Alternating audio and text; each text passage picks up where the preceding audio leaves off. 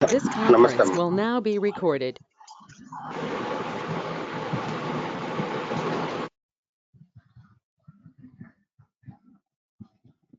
శ్రీ గురుభ్యో నమః.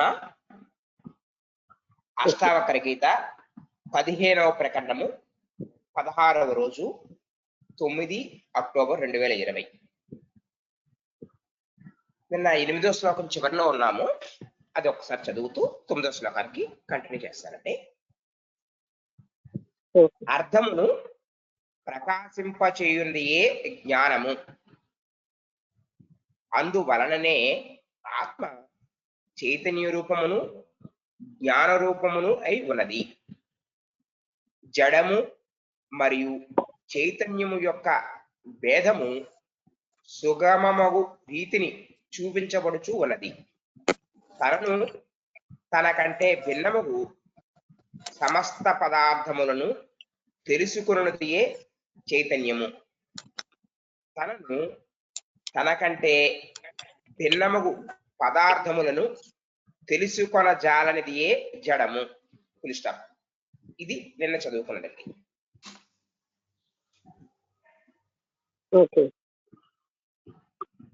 తర్వాత 9వ శ్లోకం. బ్లూటూత్ లో మాట్లాడతాను, అది క్లియర్ గా లేకపోతే నాకు చెప్పండి. అలాగే క్లారిటీ లేకపోతే మళ్ళీ మార్చేస్తాను. అంటే టెస్ట్ చేయాలి బ్లూటూత్ ఎలా ఉందని, అందుకని. ఓకే. 9వ శ్లోకం. గుణై సంవేష్టితో దేహస్థిష్ఠత్యాయాతి యాతి చ ఆత్మాన గంత నాగంత కి మేన మను సోచసి.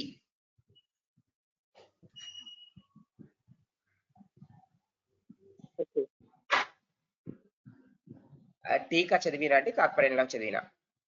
తాత్పర్యం చదవండి, ఒకవేళ అర్థం కాకపోతే మళ్ళీ టీకా చూసుకో. ఓ శిష్య, ఇంద్రియములచే పరివేష్టింపబడి ఈ లింగ శరీరము ఈ లోకమునందు ఉంటూ ఉన్నది. మరియు కొంతకాలమునకు తరువాత లోకాంతరమునకు పోవుచూ ఉన్నది. మరల అక్కడ నుండి తిరిగి వచ్చుచూ ఉన్నది. ఆత్మ లోకాంతరములకు కాని దేశాంతరములకు కాని పోవునది కాదు, మరల వచ్చునది కాదు. స్థూల శరీరమునకే జనన మరణములు, ఆ శరీర ధర్మములను ఆత్మయందు ఆరోపించుకొని నీవు దుఃఖించుట ఉచితమైన పని కాదు. అధ్యస్థ వస్తువు నాశనమైనను అధిష్టానమునకు నాశము లేదు. Full stop. అంటే ఈ ఇంద్రియాలతో అంటే ఈ శరీరం ద్వారా అంటే ఇది నాశనం కలిగింది, అంటే పుడుతుంది, చనిపోతూ ఉంటుంది. కానీ దీనికి మూలమైనటువంటి ఆత్మతత్వానికి పుట్టుక లేదు, చావు లేదు, నాశనము లేదు. కానీ ఈ శరీరం మాత్రం అధ్యాస, అంటే ఇదే నేను అనే భావనతో మనం జీవిస్తూ సుఖదుఖాలని అనుభవిస్తూ ఉన్నాం. అందుకని దాన్ని వదిలి నువ్వు ఆత్మస్వరూపుడుగా ఉండు. అంటే నాశనం అనేది చిరాత్మకు లేదు, అది పుట్టదు, చనిపోదు, పుట్టేది శరీరమే. అధ్యాస అంటే శరీరం నేనన్న భావంతో జీవించడం వల్లే ఇన్ని దుఃఖాలు వస్తున్నాయి కనుక దాన్ని వదిలే నీ ఆత్మతత్వంలో ఉంది.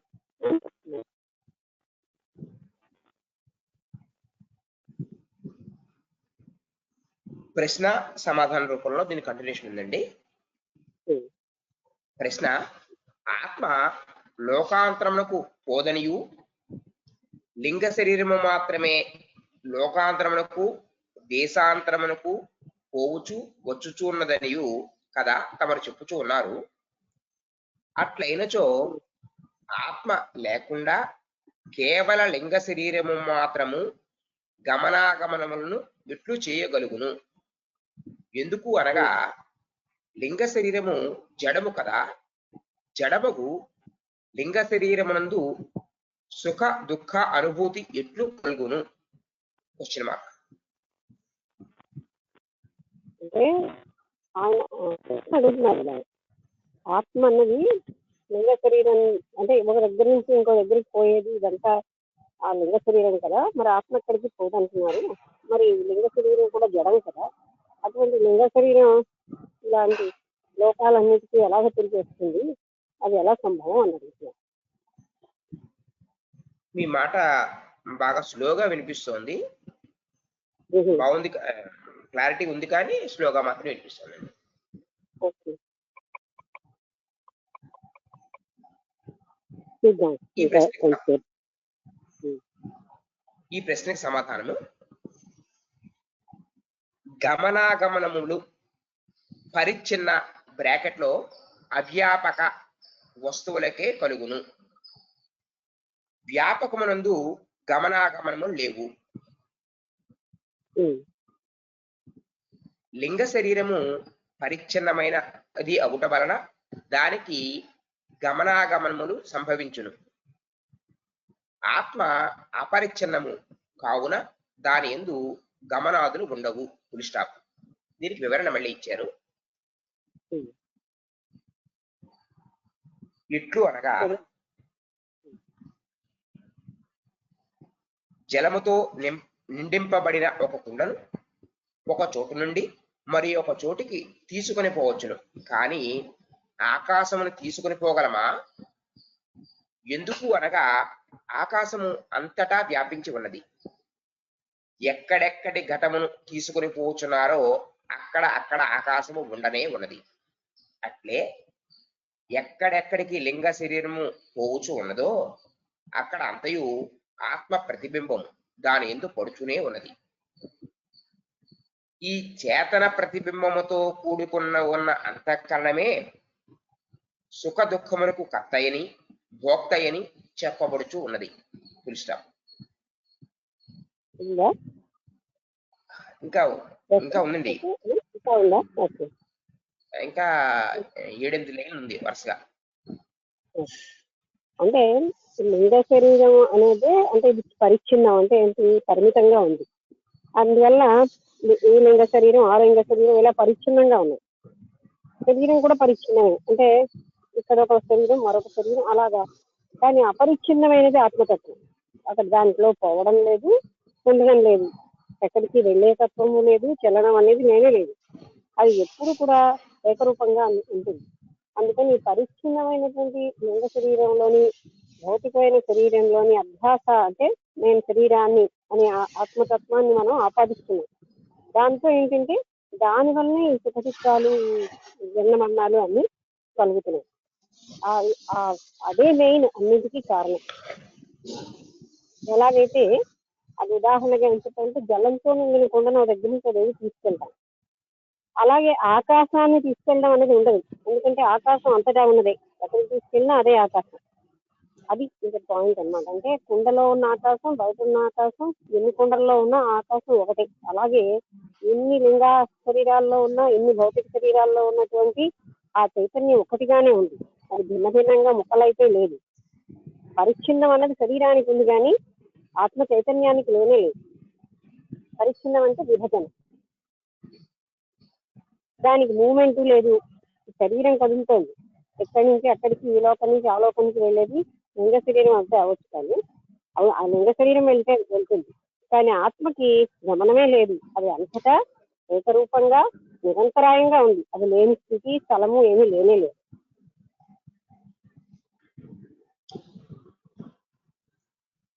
ఈ అంతఃకరణమునందు ప్రతిబింబించిన చైతన్యమునే జీవుడు అని అందురు. లింగ శరీర లక్షణమును పంచదశకారులు ఇట్లు చెప్పారు.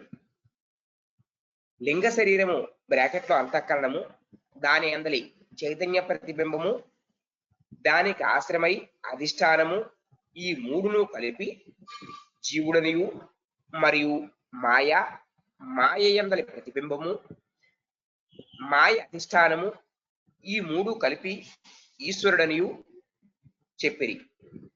జీవులకు ఈశ్వరులకు భేదము ఉపాధుల వల్లనే కాని వాస్తవనందు లేదు. ఉపాధి కల్పితము, చేతనము నిత్యము. ఆ చైతన్యమే చేతనము ఉమ్, చేతనము నిత్యము. ఉమ్, ఆ చైతన్యమే నీ రూపము, నీవై ఉన్నావు అని తెలుసుకొనిచో మరి దుఃఖింపవు. స్టాప్. ఉమ్. ఏ మూడు కలిస్తే దాన్ని ఒకసారి చదవండి. అది ఈశ్వరుడయ్యేది ఏ మూడు కలిస్తే ఆ, అది అంటే వ్యవహరించేటటువంటి అయింది. లింగ శరీరము దాని ఎందలి చైతన్య ప్రతిబింబము, దానికి ఆశ్రమై అధిష్టానము, ఈ మూడు కలిసి జీవుడు అని. దానికి మాయ ఆశ్రమయ్యా, దానికి ఆశ్రమము, దానికి ఆశ్రయమై, ఆశ్రయమై. ఉమ్. ఆశ్రయం. అది దీనికి ఆశ్రయం అంటే లింగ శరీరంలో, లింగ శరీరము దాంట్లో ఏంటంటే ప్రతిబింబంగా అందులో ఉన్నటువంటి ఆ ఆత్మ చైతన్యం. ఆ తర్వాత అంటే అది అధ్యాసగా ఉంది, అంటే ఆరోపించబడింది నేను శరీరాన్ని అనే భావన. ఆ తర్వాత మూడోది ఏంటంటే దానికి ఆశ్రయం అయినటువంటి అధిష్టానం. ఏమిటా అధిష్టానం? ఈ మూడు కలిపి జీవుడనియు, ఉమ్. మరియు మాయ అంటే ఆశ్రయం అనేది అంటే కేవలంగా చిదాత్మ స్వరూపం, అది ఆశ్రయం. దీన్ని జీవుడు అంటున్నాం. మాయా మాయ, మాయ ఎందలి ప్రతిబింబము, మాయ అధిష్టానము, ఈ మూడు కలిపి ఈశ్వరుడనియు చెప్పారు. మాయలో ప్రతిబింబం, దానికి అధిష్టానం అంటే ఆశ్రయం. ఏది అధిష్టానం అంటే దేని మీద ఉంది అంటే చిదాత్మకం, దాన్ని ఈశ్వరుడు అంటున్నాం. అంటే భౌతికంగా ఉన్న ఈ శరీరము, దానిలో ఉన్న ఆరోపణ నేనే శరీరాన్ని అన్న భావన, అది దానికి మూలమైన చిదాత్మని మనం ఏంటంటే భౌతికంగా దాన్ని శరీరం అని, దాన్ని ఈశ్వరుడని. మిగతా మాయకి ఇందులో ప్రతిబింబిస్తుందో మాయ యొక్క ప్రతిబింబము, దాని అధిష్టానం. వీటి మూడిటిని క్లియర్గా వినిపిస్తుందో గట్టిగా ఇంకా లేదా? లేదండి, లేదు. అదే ఇంకా చెప్దాం అనుకుంటున్నాను, మీరు అడిగారు. స్పష్టంగా రావట్లేదు. కొంచెం సౌండ్ కూడా నిన్నట్లాగా వినిపిస్తున్నాయా? సౌండ్ లేవు, కానీ మాట మాత్రం చాలా లో వాయిస్ లో ఉంది. అయితే నేను మళ్ళీ దాంతో మాట్లాడతాను. అది దాన్ని ఏంటి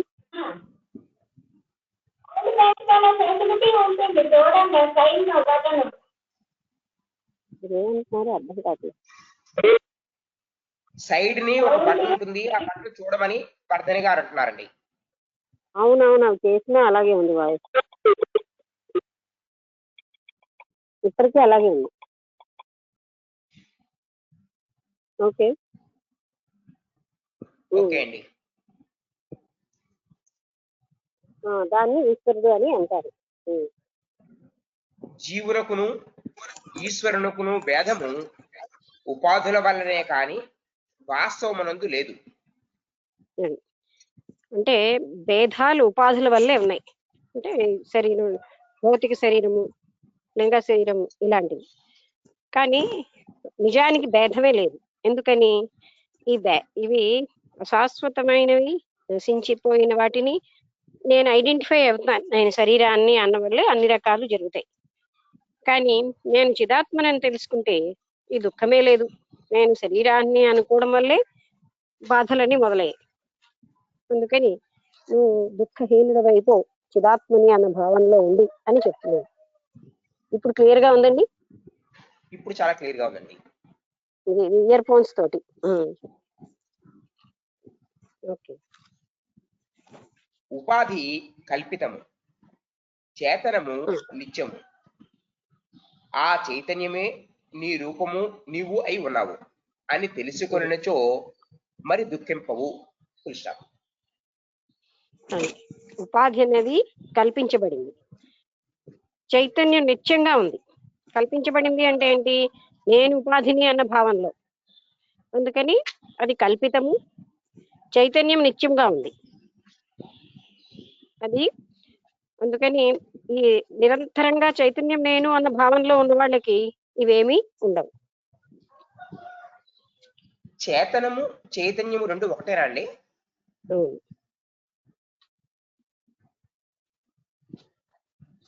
ఓకే.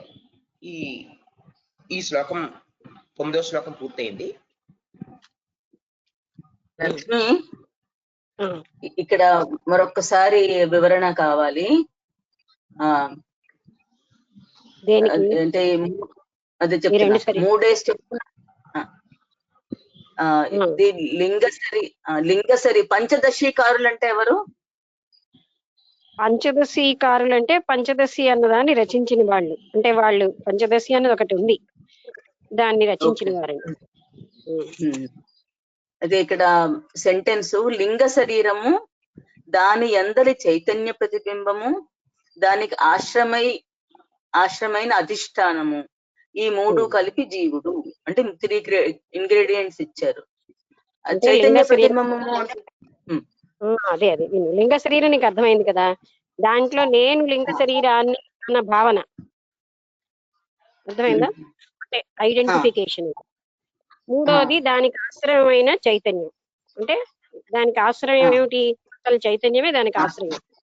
ఈ మూడిటిని కలిపి జీవుడు అంటాం. తర్వాత మాయ, అలాగే మాయకి లో ఉన్న ప్రతిబింబం, ఆ తర్వాత దానికి ఆశ్రయం, ఈ మూడింటిని కలిపి ఈశ్వరుడు అంటున్నాడు.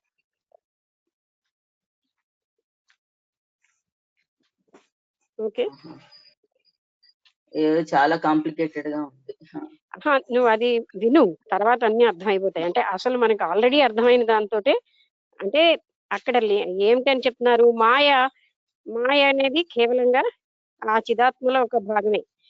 మాయలో కనబడే ప్రతిబింబాలు మాయ వలన అవి, తర్వాత అసలైనటువంటి ఆధారమైనటువంటి చిదాత్మ, మూడింటిని కలిపి ఈశ్వరుడు అంటున్నారు. అలాగే అర్థం చేసుకో, అంటే కన్ఫ్యూజ్ అవ్వద్దు.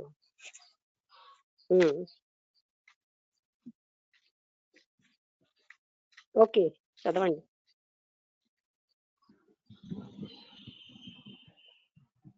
తర్వాత శ్లోకము ముందు మాట, 10వ శ్లోకానికి ముందు మాట. చిద్రూపమైన ఆత్మస్వరూపుడవగు నీకు దేహము యొక్క హాని వృద్ధుల వలన ఏమీయూ లేదు అని చెప్తున్నాడు. అంటే ఆల్రెడీ చెప్పిన దాన్నే తిరిగి తిరిగి మనకి రకరకాలుగా చెప్తున్నారు. విషయం ఒకటే, అక్కడ కన్ఫ్యూజ్ అవ్వకుండా. అంటే కేవలంగా చిదాత్మ ఒక్కటే సత్యము. ఇవన్నీ అధ్యాస అంటే ఏంటి? నేను బాడీని, నేను ఇంద్రియాలని, నేను మనస్సుని అనే దాని వల్లనే అన్ని రకాల దోషాలు వస్తున్నాయి. దానికి ఆధారం ఏంటి? చైతన్యం. అందుకని ఆ చైతన్యం లేకపోతే ఏమీ లేదు. అయితే నేను శరీరాన్ని, నేను లింగ శరీరం అంటే అలాంటి దానితోటి ఆత్మతత్వాన్ని నేనుగా భావించడు, అది అధ్యాస. అసలైన చైతన్యం ఆధారం. ఇలాగే అవతల మాయకి, మాయలో వచ్చే ప్రతిబింబాలకి, మాయకి ఆధారం అది ఈశ్వరుడు. అంటే ఇది ఇలా అంటున్నారు అంతే. అయితే ఇప్పుడు అన్ని కూడా ఈ ఎన్ని రకాల ప్రతిబింబాలు కేవలంగా అధ్యాస వల్లనే వస్తున్నాయి. ఆధారం ఏమిటంటే చైతన్య స్వరూపం. మళ్ళీ మళ్ళీ ఏంటి చెప్తున్నారు? నువ్వు జీవుడివి కావు, అంటే నువ్వు కేవలంగా శరీరానివి కావు, నువ్వు ప్రాణానివి కావు. అంటే జీవుడివి అని అంటే మళ్ళీ జీవుడివి అంటే అది మళ్ళీ పరిచ్ఛిన్న జీవుడు అనుకోవడానికి లేదు. ఎలా అయితే కుండలో ఆకాశం పరిచ్ఛిన్నం కాదు, అలా కనిపిస్తుంది అంతే. అలాగే ఆ పరమాత్మ తత్వమే జీవాత్మగా ఉంది. అందుకని నువ్వు అసలు శరీరానివి కావు, ఇంద్రియాలవి కావు, మనస్సువి కావు, పరమాత్మ స్వరూపమై ఉన్నావు లేదా చిదాత్మ స్వరూపమై ఉన్నావు అని గ్రహించుకో. అది ఒక్క దాంట్లోనే నిలిచి ఉండని రిపీటెడ్ గా అదే భావాన్ని ఎన్నో రకాలుగా చెప్తున్నారు. అంటే అది చాలా కష్టతరం, మర్చిపోతూ ఉంటాం గనక పదే పదే చెప్పవలసిన అవసరం వచ్చింది. చదువు. దేహాస్తిష్టతు కల్పాంతం, ఇందాక చదివిన వాక్యం, చిద్రూపమైన ఆత్మస్వరూపుడవగు నీకు దేహము యొక్క హాని వృద్ధుల వలన ఏమీయూ లేదు అని చెప్పుచున్నాడు. దేహానికి హాని జరిగినా వృద్ధి జరిగినా నీకు ఏమీ సంబంధం లేదు. ఎందుకంటే నువ్వు చిద్రూపుడవై ఉన్నావు, నువ్వు దేహానివై లేవు. దేహానమన్న భ్రాంతి అది, కానీ నువ్వు అసలు రూపం ఏంటి? చిద్రూపుడవై ఉన్నావు. అందుకని దేహం యొక్క హాని గాని, దేహానికి వృద్ధి గాని, మంచి గాని ఏం జరిగినా నీకు సంబంధం లేదు. అని కన్ఫర్మేషన్ ఇస్తున్నారు ఇంకొకసారి. ఓకే, చదవండి. దేహస్థిష్టతు కల్పాంతం గచ్చత్వద్వైవ వా పునః క్వ వృద్ధి క్వ చ వా హానిస్తవ చిన్మాత్ర రూపిణః.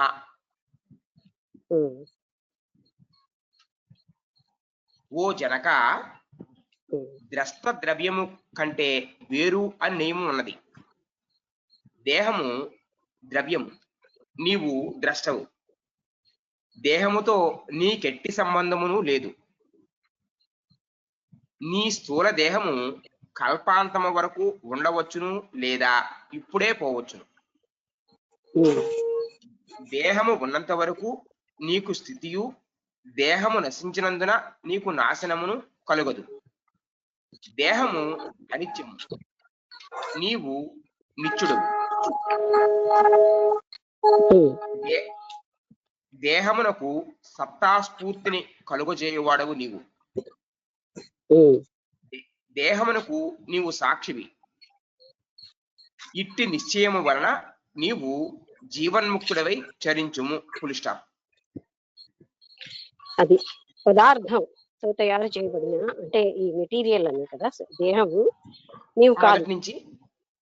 మొదటి నుంచి ఒక్కొక్క లైన్ చదువుతానండి విడిగా, పర్వాలేదు.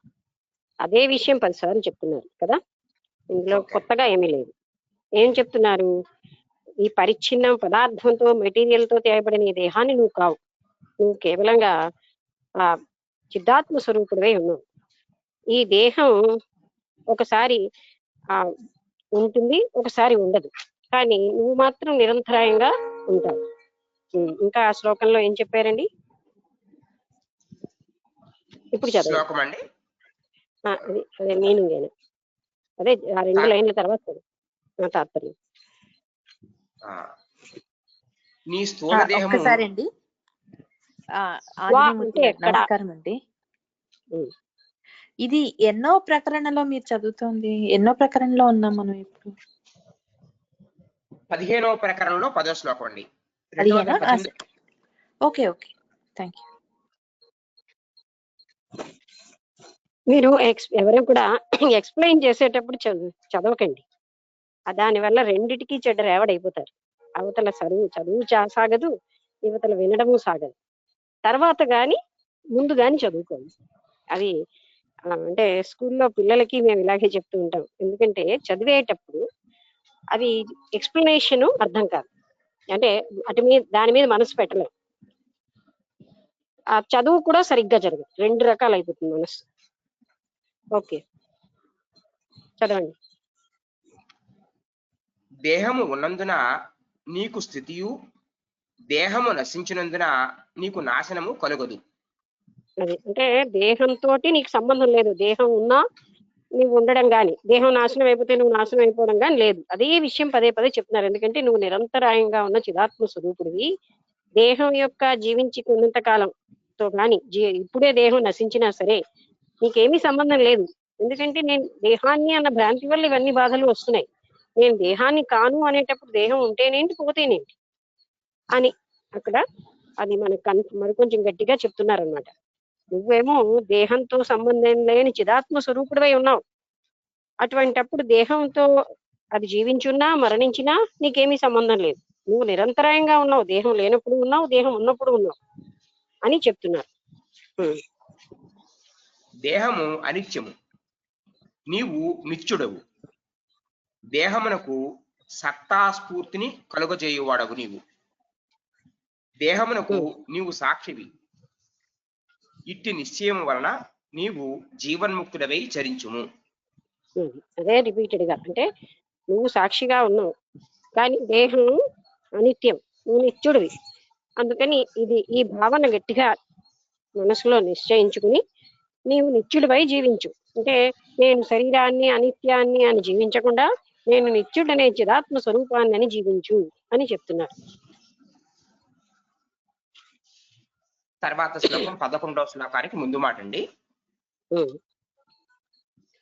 తరంగముల యొక్క ఉత్పత్తి నాశము వలన సముద్రమునకు హాని వృద్ధులు లేనట్లు ప్రపంచము యొక్క ఉత్పత్తి నాశముల వలన ఆత్మకు వృద్ధి క్షేములు లేవు అని చెప్పుచున్నారు.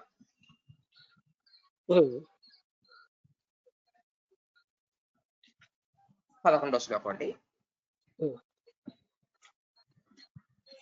స్వయ్యనంత మహాంబోధౌ విశ్వవీచి స్వభావతః ఉదేతు వాస్తమాయాతు నతే వృద్ధిర్నవా క్షతి. ఓ జనక, నీ స్వరూపము అనంత చిన్మాత్ర రూప సముద్రము వంటిది. దాని యందు అవిద్య కామ్య కర్మల వలన విశ్వరూప తరంగములు ఉత్పన్నములగుచూ ఉన్నవి. ఈ స్వరూపమునంది ఈ విశ్వరూప తరంగములు ఉదయించుచూ ఉన్నవి, అస్తమించుచూ ఉన్నవి. అంటే ఎలా అయితే సముద్రంలో తరంగాలు ఉద్భవిస్తూ తిరిగి లయమైపోతున్నా సముద్రానికి ఏమీ సంబంధం లేదు, ఎన్ని తరంగాలు వచ్చి మళ్ళీ అందులో పడుతున్నాయి. అయితే ఇక్కడ కూడా విశ్వరూప తరంగాలు నీ చైతన్యంలో వస్తున్నాయి, ఎన్నో విశ్వం జనిస్తుంది. విశ్వరూప తరంగాలు అంటే విశ్వానికి సంబంధించినటువంటి విషయ వాసనలు, అవి ఎన్నో వస్తూ ఉంటాయి, పోతూ ఉంటాయి. వాటితో నీకు సంబంధం ఏమీ లేదు. నువ్వు దానికి భిన్నంగా చైతన్య స్వరూపుడుగా ఉన్నావు. అంటే ప్రపంచంలో ఉన్న విషయాలు ఎఫెక్ట్ మన మీద చాలా వస్తుంది. నేను శరీరాన్ని అనుకోవడం వల్ల మనం విషయ వాసనలో చిక్కుపోతున్నాం. ఈ విషయ వాసనలన్నింటినీ విశ్వరూప తరంగాలు అంటున్నారు. ఈ విశ్వరూప తరంగాలు వస్తూనే ఉంటాయి, వాటితో నీకు మాత్రం ఏమీ సంబంధం లేదు. నువ్వు దానికి భిన్నంగా కేవలం చైతన్య మాత్రుడిగా ఉన్నావు. దీని వలన నీకు లాభము కాని నష్టము కాని ఏమీ లేదు. అది వీటి వల్ల నీకు లాభము లేదు, నష్టము లేదు. అవి వస్తూ ఉంటాయి, పోతూ ఉంటాయి, వాటితో నీకేమీ సంబంధం లేదు. ఎందుకు అనగా నీవు అధిష్టాన చైతన్య స్వరూపుడవై ఉన్నావు.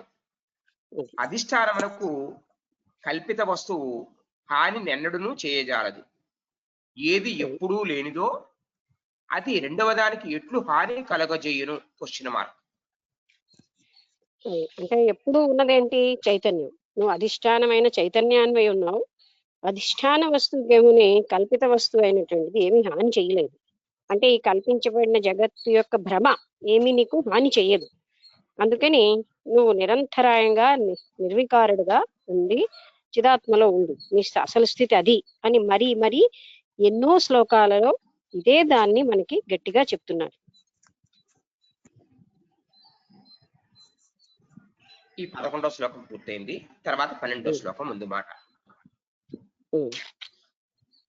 చిన్మాత్ర రూపుడు వగు నీ యందు విశ్వకల్పన మాయ. ఒక్క నిమిషం అండి. నీ యందు విశ్వకల్పన మాయకమే గాని వాస్తవము కాదు అని చెప్తున్నారు.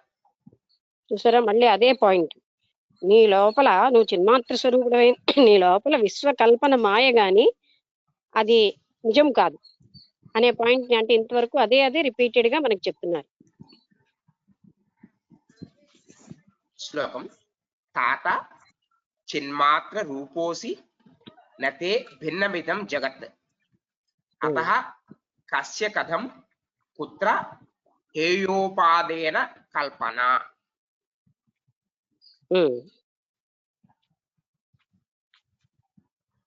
ఓ నాయనా, నీవు చిన్మాత్ర స్వరూపుడవు. నీ యందు హేయోపాదేయములు ఏ వస్తువునకు సంభవింపవు. ఎందుకు అనగా నీకంటే జగత్తు భిన్నము కాదు. కల్పిత వస్తువు అధిష్టానము కంటే భిన్నముగా లేదు. కనుకనే హేయోపాదేయములు ఎట్లు సాధ్యమగును? Question mark. దీంతో ఈ శ్లోకం తనకు అర్థం కూడా పూర్తయింది. హేయ ఉపాధేయములు అంటే నువ్వు అన్నిటికీ అధిష్టానమే ఉన్నావు. నీలో జగత్తు కల్పితమై ఉంది, అంటే నీ జగత్తు భాషిల్లుతోంది అని. అటువంటిది అది నీకంటే భిన్నంగా లేదు. నువ్వు జగత్తు స్వరూపుడివై ఉన్నావు, అంటే చైతన్య స్వరూపుడివై ఉన్నావు గనక చైతన్యమే జగత్తుగా భాసిల్లుతోంది గనక అది నువ్వు చైతన్యానివై ఉన్నావంటే నీలోనే ఆ జగత్తు భాసిల్లుతోంది. అందుకని అది కల్పన మాత్రంగానే ఉపాధేయంగా, అంటే అది కేవలంగా మనకి అలా కనిపించడానికే ఉన్నది కానీ అది నిజం కాదు అని. అలాంటప్పుడు నువ్వు ఎప్పుడు ఏ రకమైన వికారాలు లేకుండా, ఏ రకమైనటువంటి భేదభావము లేక, ఇవన్నీ జగత్తు నీలో కల్పించబడినా, దాంట్లో ఎన్నో రకాలైనవి జరుగుతున్నా, దాంతో నీకే సంబంధము లేకుండా ఉన్నావు. నీకు జగత్తు యొక్క ప్రభావం నీ మీద ఉండదు. ఎందుకంటే నువ్వే ఆధారమై నీలోనే జగత్తు భాసిల్లుతున్నప్పుడు జగత్తు యొక్క ప్రభావం నీలోకి ఎలా ఉంటుంది అని చెప్తున్నారు. అది కల్పితమైన జగత్తు, అది నిజమైన జగత్తు కూడా కాదు. అటువంటప్పుడు అది నీ మీద ఎలాంటి ప్రభావం చూపించగలదు? కల్పిత వస్తువు ఎప్పుడు కూడా నిజ వస్తువు మీద ప్రభావం చూపించలేదు కదా.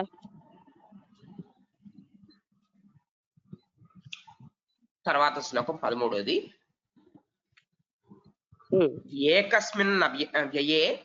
అయితే అందరూ అడుగుతారు, మరి మా జగత్తు ప్రభావం నా మీద ఉన్నది కదా అని. ఎందుకున్నది? నేను శరీరాన్ని అన్న భావన వల్లే జగత్తు సత్యము.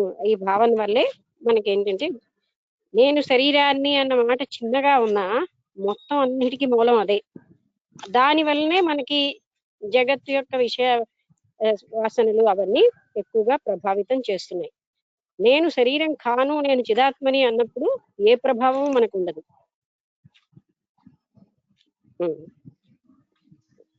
ఏకస్మిన్ అవ్యయే శాంతే చిదాకాశే మలే త్వయి కుతో జన్మ కుతః కర్మ కుతోహంకార ఏవచ.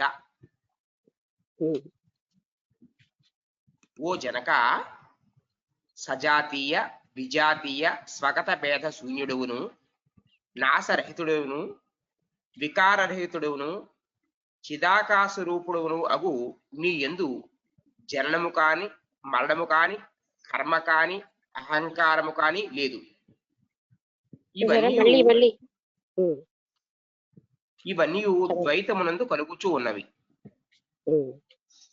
అదే విషయాన్ని కన్ఫర్మేషన్ ఇస్తున్నారు మళ్ళీ మళ్ళీ.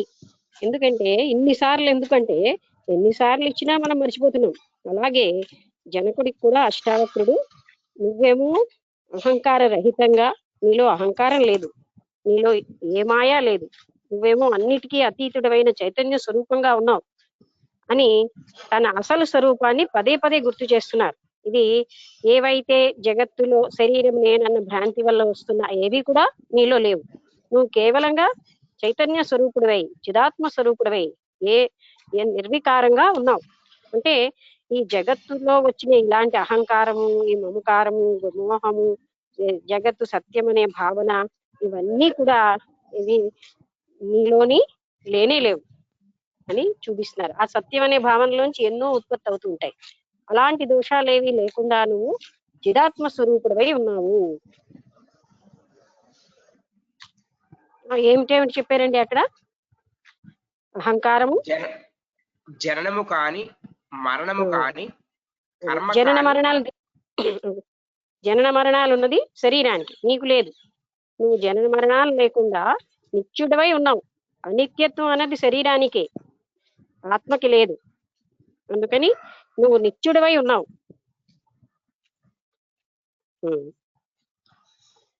ఇవన్నీ ద్వైతమునందు కలుగుచూ ఉన్నవి. ద్వైతంలో అంటే నేను శరీరాన్ని అన్న భావన వచ్చినప్పుడే ఇవన్నీ కలుగుతాయి. అప్పుడు నేను శరీరాన్ని, ఆ భగవంతుడు వేరు, ఈశ్వరుడు వేరు అని, జగత్తు వేరు అన్న వేరు భావం, నేను వేరు, వీళ్ళు వేరు, పరాయి వాళ్ళు, నువ్వు వేరు, పరమాత్ముడు వేరు అనే వేరు భావం కేవలంగా అజ్ఞాన జనితమైంది. అవి కేవలంగా ద్వైతం అంటే ఏంటండి? నేను వేరు, ఈశ్వరుడు వేరు, నేను వేరు, జగత్తు వేరు, ఇలాంటి భావనలోంచే ఇవన్నీ ఉత్పత్తి అయ్యాయి. కానీ అసలైనటువంటి ఆత్మ చైతన్యంలో ఉన్నప్పుడు ఇవేవీ లేవు, ఉన్నది ఒక్కటే చైతన్యం. అక్కడ వేరు భావం ఏముంది? శరీరాలు వేరుగా ఉన్నాయి, కానీ నేను శరీరాన్ని అన్న భావం వల్లే నేను వేరుగా ఉన్నానన్న భావన మొదలైంది. నేను శరీరాన్ని కాను అన్నప్పుడు నేను వేరుగా ఎలా ఉంటాను? అన్ని శరీరాలలో ఉన్నది నేనే అనేటటువంటి ఏకరూప అనుభవ స్థితిలో ఉంటూ అదే నీ యొక్క అసలు స్వరూపం. ద్వైతంలో ఉన్నాయంటే అది ద్వైతం. ఓకే, ద్వైతము మూడు కాలములందును నీకు లేదు. భూత భవిష్యత్ వర్తమాన కాలాల్లో ద్వైతం లేనే లేదు, కల్పితం అది. నేను శరీరాన్ని అన్నది నిజం కాదు, అది కల్పిత భావం. అది ద్వైతం దానిలోంచే వస్తుంది కనుక భూత భవిష్యత్ వర్తమాన కాలం 3 కాలాల్లోని ద్వైతం లేదు అసలు. అది కేవలంగా అధ్యాస. అధ్యాస అంటే శరీరంలో నేను ఆత్మని అని నేను శరీరాన్ని అన్న భావనతో ఉండడం వల్ల వచ్చింది కానీ అసలు ద్వైతం లేనే లేదు. అంటే ఇక్కడ మనం మళ్ళీ మళ్ళీ అర్థం చేసుకోవాల్సింది ఏంటంటే ఏదైతే లేదో దట్ ఈస్ ద మ్యాజిక్. అదే మనం నిత్యమని, అదే ఉందని జీవిస్తున్నాం. ఒక జన్మ కాదు, జన్మ జన్మలు.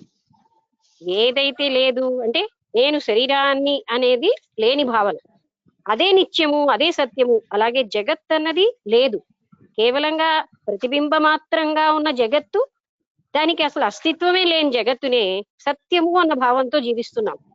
అందుకని లేని దాన్ని పట్టుకుని సత్యమని జీవిస్తున్నాం కనుక దుఃఖాల పాలవుతున్నాం. ఉన్నదేమిటో దాన్ని మనం వదిలేసాం. అన్నిటికీ ఆధారమైనటువంటి ఆత్మ చైతన్యాన్ని పక్కన పెట్టేసి నేను శరీరాన్ని అనే అజ్ఞానంతో, జగత్తు నిత్యము సత్యము అనే అజ్ఞానంతో జీవించడం వల్లే ఇన్ని రకాలైన బాధలు కర్మలు మొదలయ్యి దాని వలన జనన మరణ చక్రాలన్నీ సంభవిస్తున్నాయి. అసలు అదే పాయింట్ మనందరం కూడా బాగా గ్రహించాల్సిన పాయింట్. ఇన్ని శ్లోకాలలో అష్టావక్రుడు చెప్పేది అదే. శరీరం నువ్వు కాదు, దాని మీద అధ్యాస అంటే ఏంటి? నేను శరీరాన్ని అన్న భ్రాంతిలో ఉన్నాం, కానీ నువ్వు చైతన్య స్వరూపుడవై ఉన్నావు. నీకు అసలు జనన మరణాలు లేవు, నీవు నిరంతరాయంగా ఉంటున్నావు.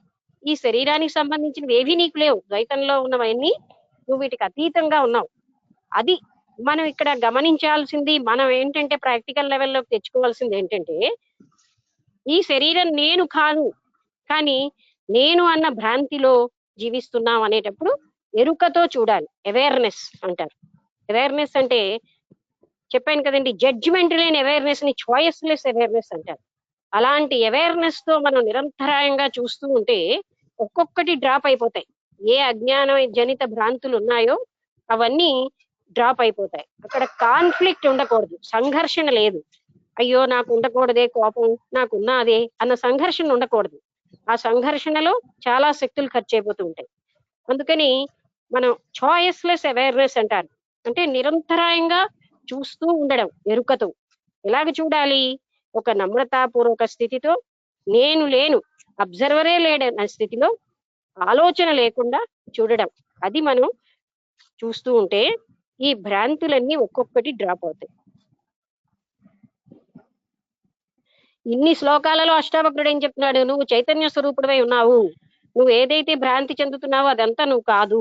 అది మనందరికీ అతను చెప్తున్నాడని మనం భావించి మళ్ళీ మళ్ళీ నేను చైతన్య స్వరూపాన్ని అని మనం ఎప్పుడైతే అదే విధంగా విచారణలో ప్రతిష్టాపన చేసుకుంటామో, ఎందుకంటే అనాదిగా వచ్చేసింది ఈ శరీరం నేనన్న భావన, జగత్తు సత్యమన్న భావన. ఇవాళ వచ్చింది కాదు, అది ఎన్నో జన్మల నుంచి వచ్చేసింది. మరి దాన్ని పోగొట్టుకోవడానికి ఎంత తీవ్రమైన సంకల్పం అవసరము. మళ్ళీ అక్కడ ఆత్మతత్వానికి దేనితోని పొందలేం, ఏ పనితోని పొందలేం, ఏ వస్తువుతోని పొందలేం. అది అక్కడే ఉంది. మనం పొందవలసిందేంటి? అక్కడున్న అడ్డులన్నీ తొలగించుకుంటే నిరంతరాయంగా ప్రకాశించే ఆత్మతత్వాన్ని మనం చూడడమే మనం చేయాల్సిన పని. మనం పొందవలసింది కాదది. ఒకటి. రెండవది, తీవ్ర సంకల్పం వల్ల కూడా పొందలేం. తీవ్ర ప్రయత్నం. ఎందుకండి తీవ్ర ప్రయత్నం వల్ల? ప్రపంచంలో ఏ వస్తువైనా తీవ్ర ప్రయత్నము విల్ పవర్ తో పొందొచ్చు, ఆత్మతత్వాన్ని పొందలేం. ఎందుకంటే అక్కడ నేను బలం పెరుగుతోంది. నేను అన్నది డిజాల్వ్ అయిపోవాలి. నేను లేని స్థితికి వెళ్ళాలి అంటే మళ్ళీ నేను బలం పెంచేవన్నిటిని మనం వదిలేయాలి. ఓకే, అందుకే నథింగ్ అవడానికే ప్రయత్నించాలి, కానీ సంథింగ్ అవడానికి మనం ప్రయత్నిస్తున్న కొద్దీ నేను బలం పెరుగుతూనే ఉంటుంది.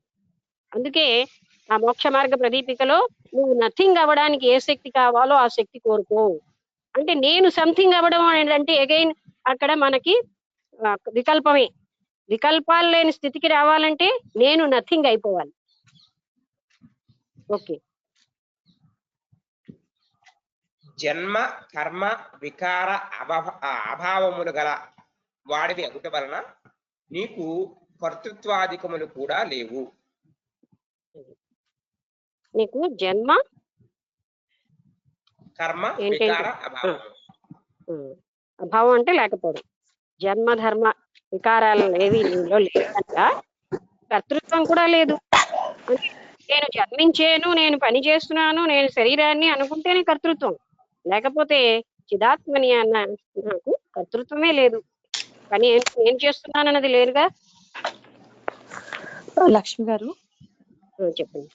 డౌట్ అడగచ్చా? వెయిట్ చేయమంటారా? అడగండి తప్పకుండా. ఇప్పుడు మీరు నేను అనేది నశించిపోవాలి అని చెప్పారు కదా. అవునండి. నేను అనేది చిత్రూపం అయినప్పుడు, అంటే ఈ శరీరము ఇవన్నీ కూడా మాయమైపోయి కేవలం చిత్ మాత్రమే నేను అయినప్పుడు అది నాశనం అవ్వదు కదా. అప్పుడు నాశనం అవ్వదు. నేను శరీరాన్ని అన్నప్పుడే నేను నశించాను. అంటే కదండి. ఇప్పుడు నేను చిదాత్మని అని ఒకసారి వినండి. నేను చిదాత్మని అన్న భావనలో మనం లేవు. నేను ఈ శరీరాన్ని అనే భ్రాంతిలో ఉన్నాం. అప్పుడు ఆ నేను బలం పెంచే పనులన్నీ అడ్డంకులే. నేను చిదాత్మని అన్న భావనలో ఉండమని చెప్తున్నారు, కానీ ఆ భావన మనం ప్రాక్టికల్ లైఫ్ లో లేకుండా జీవిస్తున్నాం. అక్కడే కదా అసలు డ్రామా అంతా అక్కడే ఉంది. థియరీగా మనకు తెలుసు, ప్రాక్టికల్ గా లేదు. అంటే నేను అనేది ఏంటో చూడమని కదా భగవాన్ రమణుల సందేశం. అవును, అది చూస్తూ చూస్తూ ఉంటే నేను శరీరాన్నా కాదు, నేను మనసునా కాదు, నేను ఇంద్రియాలనా కాదు, అలా ఎంక్వైరీకి వెళ్తాం. ఆయన చెప్పడంలో అర్థం అది. అంతేగాని ఆ నేను చిదాత్మని అన్నదే సత్యము, కానీ నేను బాడీని అని దానితోటి మనం ఐడెంటిఫికేషన్ లోనే జీవిస్తున్నాం అసలు సత్యానికి వస్తే. అందువలన అదే నిత్యంగా జీవిస్తున్నాం గనక ఆ నేను బలాన్ని పోగొట్టుకోవాలి. అందుకే గట్టిగా హేమచూడుడికి హేమలేఖ చెప్తుంది, తీవ్రమైన విల్ కూడా అక్కడ పనికిరాదని. ఎందుకంటే అక్కడ మళ్ళీ నేను ప్రొజెక్ట్ అవుతుంది, మిథ్యానేను. ఆ మిథ్యానేను ప్రొజెక్ట్ అవుతున్నంత కాలం అసలైనటువంటి తత్వం గోచరం కాదు.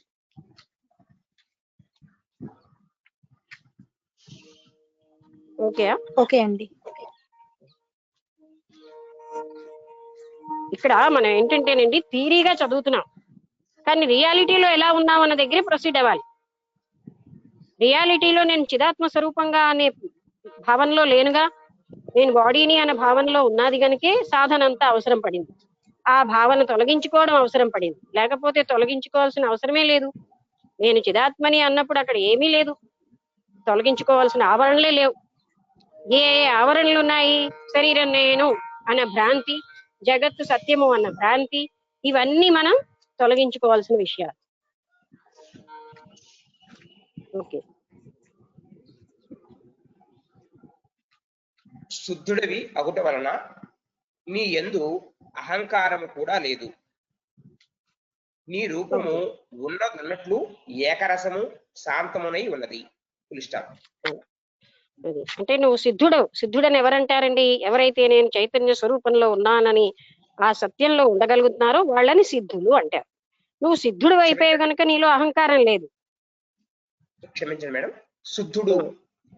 ఓకే, సిద్ధుడన్నా పర్వాలేదు, శుద్ధుడన్నా పర్వాలేదు. ఎందుకంటే శుద్ధుడే సిద్ధుడు అవుతాడు. పరిశుద్ధమైనటువంటి ఆత్మ అంటే మనస్సు ఎప్పుడైతే పరిశుద్ధం అయిపోతుందో ఆయన ఆత్మతత్వాన్ని పొందినవాడు అయ్యాడు. అందుకని నువ్వు ఇలాంటివేమీ లేకుండా ఉన్నావు గనక, శుద్ధత్వంతో ఉంది గనక నీ స్థితి, నీకు అహంకారమే లేదు. కృతార్థుడు, సిద్ధుడు ఇవన్నీ ఒకటి. శుద్ధుడు అంటే ఏమిటండి? శుద్ధత్వం అంటే ఏంటి? మనసులో ఏ వికల్పాలు లేని స్థితికి వచ్చేసింది. అలా రావడం ఎంతోనే ఆయన కృతార్థత పొందాడు, అంటే ఆత్మతత్వం తానన్న స్థితిలో ఉంటాడు. ఓకే, 13వ శ్లోకం పూర్తయింది. నెక్స్ట్ 14వ శ్లోకం. యత్వం పశ్యతి తత్రైక స్తమేవ ప్రతిభాసతే కిం హృదభ్యాసతే స్వర్ణాత్ కటకాంగద నూపురం. ఓ జనకుడా, ఏ ఏ కార్యమును నీవు చూచుచూ ఉన్నావో అది అంతయు కారణ రూపమే అయి ఉన్నది. చాందోగ్యోపనిషత్తునందులై 6వ ప్రపాఠకమున ఈ విషయము చెప్పబడినది.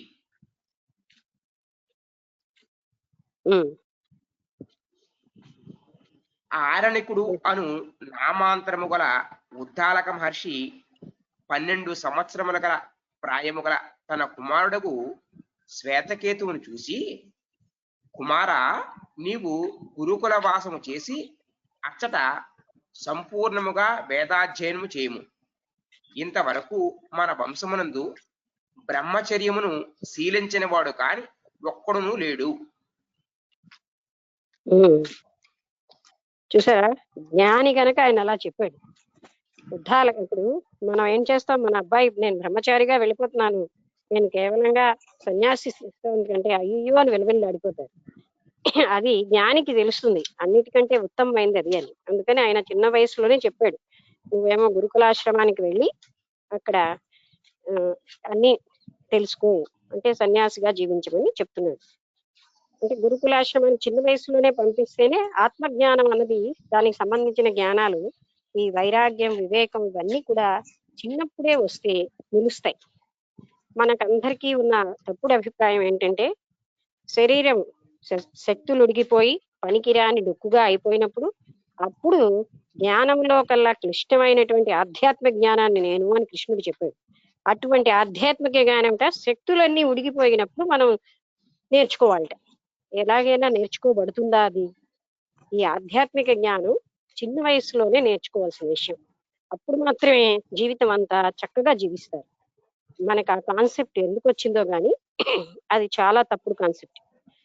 అన్ని జ్ఞానాలలోకి చాలా క్లిష్టమైనది, ఎంతో ఏకాగ్రత, ఇంద్రియ మనోనిగ్రహాలు అవసరమైన ఈ జ్ఞానాన్ని శక్తులు ఉడిగిపోయినప్పుడు ఎలా అభ్యసించగలమండి?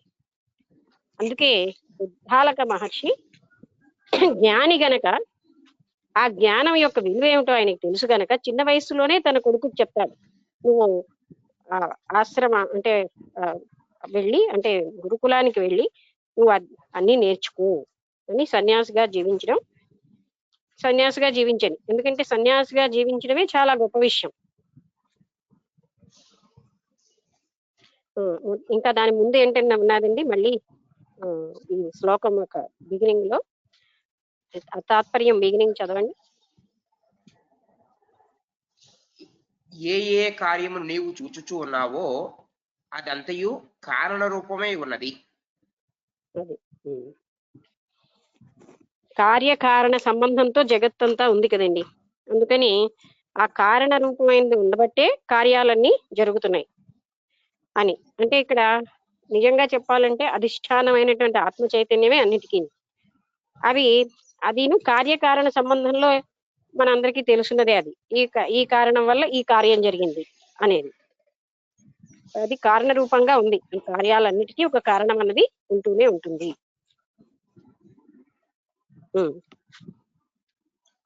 తండ్రి ఆజ్ఞను శిరసావహించి శ్వేతకేతువు గురుకులమునకు పోయి అచ్చట బ్రహ్మచర్య వ్రతమును పాలించుచు 12 సంవత్సరములు వేదాధ్యయనము చేసెను. అధ్యయనము పూర్తయిన పిమ్మట గురువు ఆజ్ఞను పొంది ఇంటికి బయలుదేరను. ఒక విషయం అంటారండి, 12 సంవత్సరాలు ఏ సాధన చేస్తే అది ఖచ్చితంగా నిలిచిపోతుందంటారు. 12 సంవత్సరాలు వాక్ నియమం అనేది పాటించామనుకోండి, సహజం అయిపోతుంది. అందుకే 12 సంవత్సరాలు పాటు ఏ పని చేసినా అది మనకి సహజంగా అయిపోతుంది. ఆయన 12 సంవత్సరాలు గురుకులంలో అధ్యయనం చేసి తర్వాత ఇంటికి బయలుదేరారు.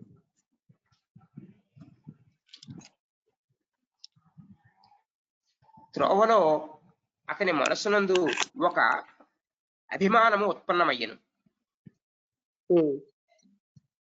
నా తండ్రి నాతో సమానుడైన విద్వాంసుడు కాదు, కావున వారికి నమస్కరించవలసిన అవసరం ఏమున్నది? ఈ అభిమానముతోనే అతను గృహమునకు వచ్చి తండ్రికి నమస్కరించలేదు. త్రోవలో అతనికి ఏంటంటే ఇన్ని నేర్చుకున్నాడు కదా, నా తండ్రి నాతో సమానమైన విద్వాంసుడు కాదు, అంటే నా అంత స్థితికి నా తండ్రి రాలేదు, అతనికి నేను నమస్కరించాల్సిన అవసరం ఏమిటి అని ఆలోచించి ఇంటికి వచ్చిన వెంటనే తండ్రికి నమస్కరించలేదు. తండ్రి దీనిని చూచి వీనికి విద్యామదము పట్టినదని తలంచి ఆ మదమును దూరము చేయ నిశ్చయించుకొనెను. తండ్రి జ్ఞాని కనుక తెలిసిపోయింది, ఇతనికి మిథ్యా అహంకారం వచ్చేసింది, దీన్ని నేను తొలగించాలనుకున్నాడు. ఇట్లు నిశ్చయించుకొని ఉద్దాలకుడు శ్వేతకేతువుని దగ్గరకు పిలిచి, కుమారా, నీవు ఇంత విద్యను అభ్యసించితివి కదా, అందు దేని చేత అశ్రుతము కూడా శృతమగును, అజ్ఞాతము జ్ఞాతమగును, ఆ విద్యను తెలుసుకొని ఉంటివా? నీ గురువు దీనిని నీకు ఉపదేశించనా అని అడిగాను. అయితే కొడుక్కి అహంకారం వచ్చిందని తెలుసుకుని, కుమారా అంటే శ్వేతకేతు కొడుకు పేరు కదా, నీకు అశ్రుతము అంటే ఏంటంటే వినబడింది, వినబడుతుంది, దేని వల్ల వినబడుతుంది, వినబడని శబ్దాలు దేని చేత కనబడనివి కనబడతాయో నువ్వు దానికి కారణం చెప్పగలవా సమాధానం అని అడుగుతారు.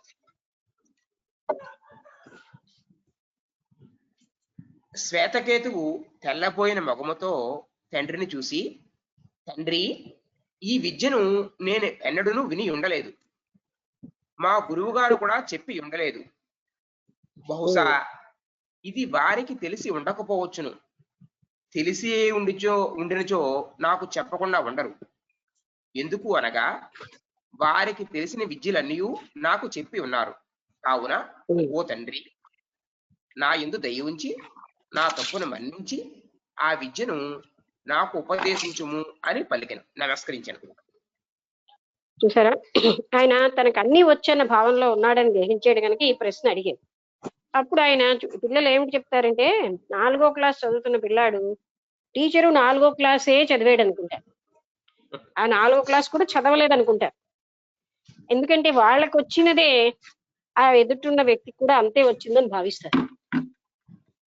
అందుకని ఇతను కూడా బహుశా నా గురువుకి అవన్నీ తెలియవేమో, నేను చెప్పినది గురువుకి తెలిసినవన్నీ నాకు బోధపరిచేశాడు, నాకు బోధించాడు, ఇది ఆయనకి తెలియదు కనుకే నాకు చెప్పలేదేమో, అందుకని మీరు నాకు దయచేసి దాన్ని చెప్పండి అని అప్పుడు నమస్కరించాడు. అంటే తనకు తెలియనిది ఉంది, తండ్రికి తెలిసినది ఎక్కువ అన్నది అప్పుడు గ్రహించి నమస్కరించాడు.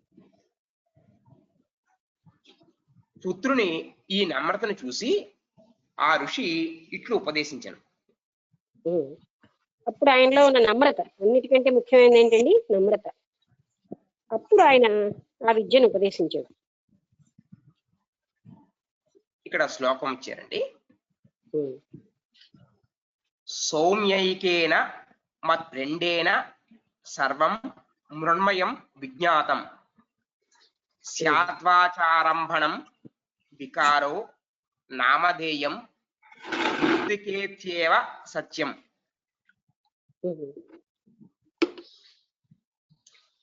ఓ సౌమ్య, ఒక మృత్తికా పిండము వలన సంపూర్ణ మృత్తికా కార్యమంతయు మృత్తికా రూపము అని తెలియబడుచు ఉన్నది. మృత్తిక అంటే మట్టి. ఒక మట్టి ముద్దతో ఎన్నో రకాలైన చేస్తాం, అవన్నీ కూడా మృత్తికా రూపం అని తెలుస్తుంది. ఎందుకు అనగా కారణము కంటే కార్యము భిన్నమైనది కాదు. ఎన్ని పేర్లు గల విషయ వికారములు ఉన్నవో అవన్నీయును కేవలము వాంగ్మాత్రక అధికతములే, కానీ వాస్తవమునకు మృత్తిక ఒకటి మాత్రమే సత్యమైనది. ఇప్పుడు మట్టిలోంచి ఎన్నో రకాలైనటువంటి తయారు చేస్తాం, అవి ఎన్నున్నా సరే దానికి కారణమైనటువంటి మట్టి ఒక్కటే సత్యం. అలాగే ఈ చైతన్యం ఒక్కటే సత్యం. ఈ కారణంగా ఎన్నో మనకి జగత్తులో కనిపిస్తూ ఉంటాయి, కానీ కేవల సత్యమైన జగత్తే చైతన్యమే సత్యం, కానీ దానికి కారణమైనటువంటి ఆ కనబడేవేవి కూడా సత్యం కాదు.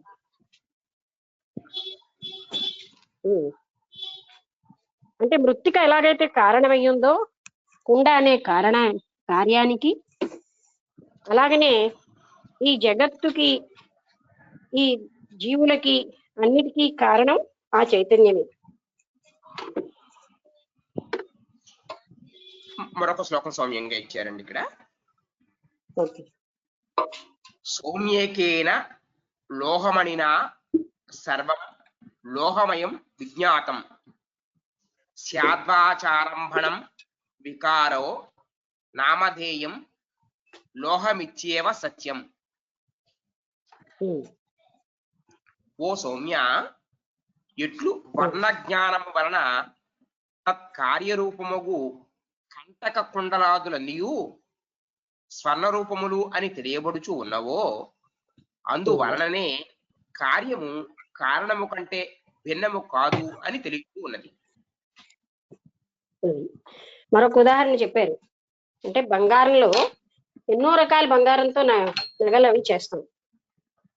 అయితే వీటన్నిటిలో ఉన్నది బంగారమే. నెక్లెస్, గాజులు, ఇంకా ఎన్నో కుండలాలు, ఇవన్నీ కూడా దానిలో ఉన్నది ఒక్క బంగారమే అనేది. అంటే ఈ కుండలాలు అనేవి, ఈ ఆభరణాలు బంగారం కంటే భిన్నం కాదు. అవన్నీ బంగారంతోనే తయారయ్యాయి. వాటి రూపం మారింది, కానీ వాటిలో ఉన్నది కేవలంగా బంగారమే. ఇందాక మట్టితో చెప్పారు ఉదాహరణ, ఇప్పుడు బంగారంతో ఉదాహరణ చెప్తున్నారు. అదే ఉదాహరణ. మట్టితో ఎన్ని పాత్రలు చేసినా పాత్రల్లో అన్నిట్లో ఉన్నది మట్టి. ఓకే.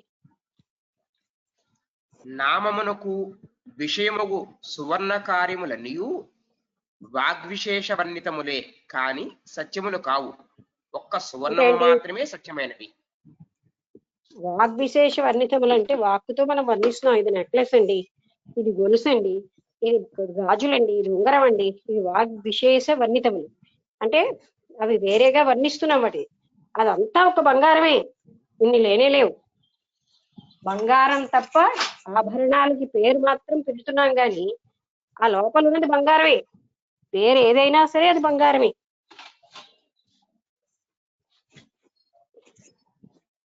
కానీ సత్యములు కావు. ఒక్క సువర్ణము మాత్రమే సత్యమైనది. అవేవి సత్యం కాదు, అందులో ఉన్న బంగారం ఒక్కటే సత్యం.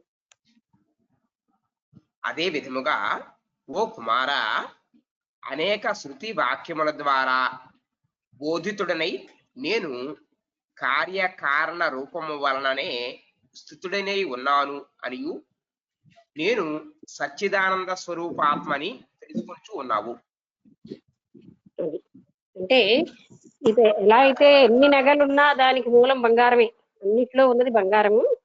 అలాగే ఈ జగత్తు, నేను, ఇదంతా కూడా కేవలంగా ఆత్మస్వరూపమే ఉంది అని నువ్వు సచ్చిదానంద స్వరూపంలో స్థితుడవై ఉండు అని చెప్తున్నారు అని తెలుసుకో. ఇన్నిసార్లు ఎందుకు చెప్తున్నారు? మనం ఎన్నిసార్లు చెప్పినా, ఇలాంటి 10,000 పుస్తకాలు చదివినా మన భావం విచారణ చేస్తే గాని మారదు. అయితే మనం పుస్తకాలు చదవడం వల్ల ఏంటంటే తెలుసుకుంటున్నాం. అవును కదా, ఇది మన టార్గెట్. అది కూడా లేకపోతే మనకి టార్గెట్ లేదు, లక్ష్యము లేకుండా జీవిస్తాం అని బిసెంట్ ఒక పుస్తకంలో చెప్తారండి. ఒక కొండ ఉందిట, కొండ మీద ఒక ఆలయం ఉంది. ఆ కొండ చుట్టూరా జనం తిరుగుతూ ఉంటారట. అంటే మొత్తం మానవాళ్ళంతటి కోసం చెప్పారు. కొందరు కొంచెం ముందుకెళ్ళి వెనక్కి వస్తూ ఉంటారు. అంటే ఎందుకు తిరుగుతున్నారో వాళ్ళకే తెలియదు. కొంతమంది తెలియకుండా తిరుగుతారు. కొంతమంది మాత్రమే లక్ష్యం ఏదో తెలుసుకుని తిరుగుతారు. ఇంకా కొంతమంది ఏం చేస్తారు, ఆ కొండని స్ట్రైట్ గా ఎక్కుతారు ఆ మందిరానికి. వాళ్ళకి తెలుసు అది కష్టమైన మార్గం అని, అయినా సరే వాళ్ళు ఆ కష్టతరమైన మార్గాన్ని ఎంచుకుంటారు. అంటే కొండని స్ట్రైట్ గా ఎక్కడం అన్నది ఎంతో కష్టతరమైన మార్గమే కదా, కానీ వాళ్ళు అలాగా ఎక్కి అసలైన దాన్ని ఆ మందిరంలోకి ప్రవేశిస్తారు. అంటే ఇక్కడ మనం ఏంటంటే టార్గెట్ ఏమిటో తెలియకుండా జీవిస్తున్న మనకి ఈ పుస్తకాలు ఏం చేస్తున్నాయంటే ఒక టార్గెట్ ఇస్తున్నాయి. ఇది నీ లక్ష్యం జీవితానికి, అది నీవు తెలియకుండా జీవిస్తున్నావు అన్న విషయం మనకి ఈ గ్రంథాలు అన్ని కూడా ఆ జ్ఞానాన్ని ఇచ్చాయి. అది మనం గ్రంథ అధ్యయనం వల్ల మనకి సమకూరింది ఇది. రెండోది, ఏ విధంగా మనం జీవిస్తే ఈ భ్రాంతిలోంచి బయటపడతాం అన్నది కూడా మనకి టార్గెట్ గా అంటే చూపించేది. ఇలాంటి భ్రాంతిది మాత్రం నేను భ్రాంతిలో జీవిస్తున్నానని అవేర్నెస్ వచ్చింది. ఏ విధంగా బయటపడాలి అనే ఉపాయాలు కూడా ఈ గ్రంథాలన్నీ మనకి తెలియజేస్తున్నాయి. అంతేకాకుండా గ్రంథ రచయిత ఎవరైతే ఆత్మజ్ఞానం పొందున్నారో వాళ్ళ కోసం వాళ్ళు రాసిన గ్రంథం మనం చదువుతుంటే వాళ్ళ సాంగత్యం మనకు వస్తుంది. ఇన్ని లాభాలు ఉంటాయి. అంటే ఒక సత్సాంగత్యం ఎంతో ఒక సద్గ్రంథ పఠనం అలా చేస్తుంది. అందుకని విచారణ లేకపోతే జ్ఞానం నిలవదు. విన్నంత మాత్రంలో వచ్చేసింది అని భ్రాంతి చెందుతారు చాలా మంది. అది ఇంటెలెక్చువల్ లెర్నింగ్. అది స్థిరమైన జ్ఞానంగా రావాలి అంటే విచారణ అవసరము. శుద్ధ మనస్సు అవసరం. వికల్పాలు లేని, విషయ వాసనలు లేని మనస్సు అవసరం. ఇది మనం ప్రాక్టికల్ లెవెల్లో ఈ పుస్తకం చదివి మనం ఎలా ఉండాలన్నది అక్కడ ప్రాక్టికల్ పాయింట్ ఆఫ్ వ్యూలో విషయ చింతనలన్నీను అవి కేవలంగా భ్రాంతి మాత్రమే, అసలు ఏ సుఖము ప్రాపంచిక విషయాల్లో లేదని తెలుసుకుని వైరాగ్యమైనది కలిగి ఉండడానికి ఈ గ్రంథాలన్నీ మనకు ఉపకరిస్తున్నాయి. ఓకే, 15వ శ్లోకం ప్రారంభం అండి. ఓకే.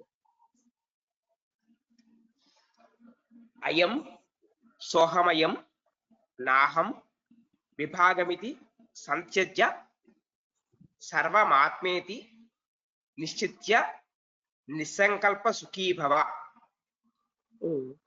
నేనది అని భావాన్ని అంతా వదిలిపెట్టి అంతటా నేనున్నటువంటి ఆత్మస్వరూపాన్ని నేను శరీరాన్ని అయి ఉన్నాను, నేను మనస్సునై ఉన్నాను, నేను ఫలానా వాళ్ళనై ఉన్నాను అన్న భావం, వీళ్ళు వేరు నేను వేరు అన్న భావాలన్నీ విడిచిపెట్టి ఆత్మ చైతన్య స్థితిలో స్థిరంగా ఉండు. నేనంతటా వ్యాపించిన ఆత్మస్వరూపాన్ని అని తెలుసుకో. ఓ జనక, వీడే వాడు, వాడే నేను, నేనే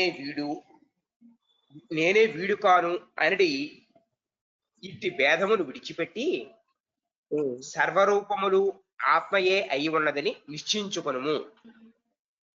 అది అంటే వీడు వేరండి, నేను వేరు, వీడే వాడు, వాడే నేను, ఇలాంటి భావాలన్నీ విడిచిపెట్టి పూర్తిగా ఆత్మ రూపంలో అంతరిలో ఉన్నది నేనే, ఆత్మ చైతన్యాన్నై ఉన్నాను అన్న జ్ఞానంతో జీవించు. సర్వరూపాలకి అధిష్టానమైన ఆత్మ చైతన్యంలో జీవించు అని చెప్తున్నాను. ఇట్లు నిశ్చయించుకొన్నచో సుఖింతువు. అలాంటి నిశ్చయంలో ఉంటే సుఖం పొందుతావు.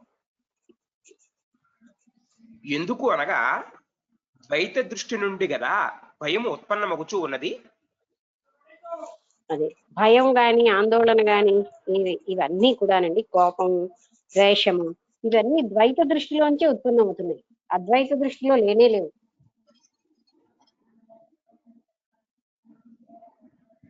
ఒక్క అద్వైతమునందు మాత్రమే తన నుండి తనకు గాని, మరి దేని నుండి తనకు గాని, తన నుండి దేనికి కాని భయము కలగకుండా ఉన్నది. ద్వైత దృష్టియే చదవచ్చండి.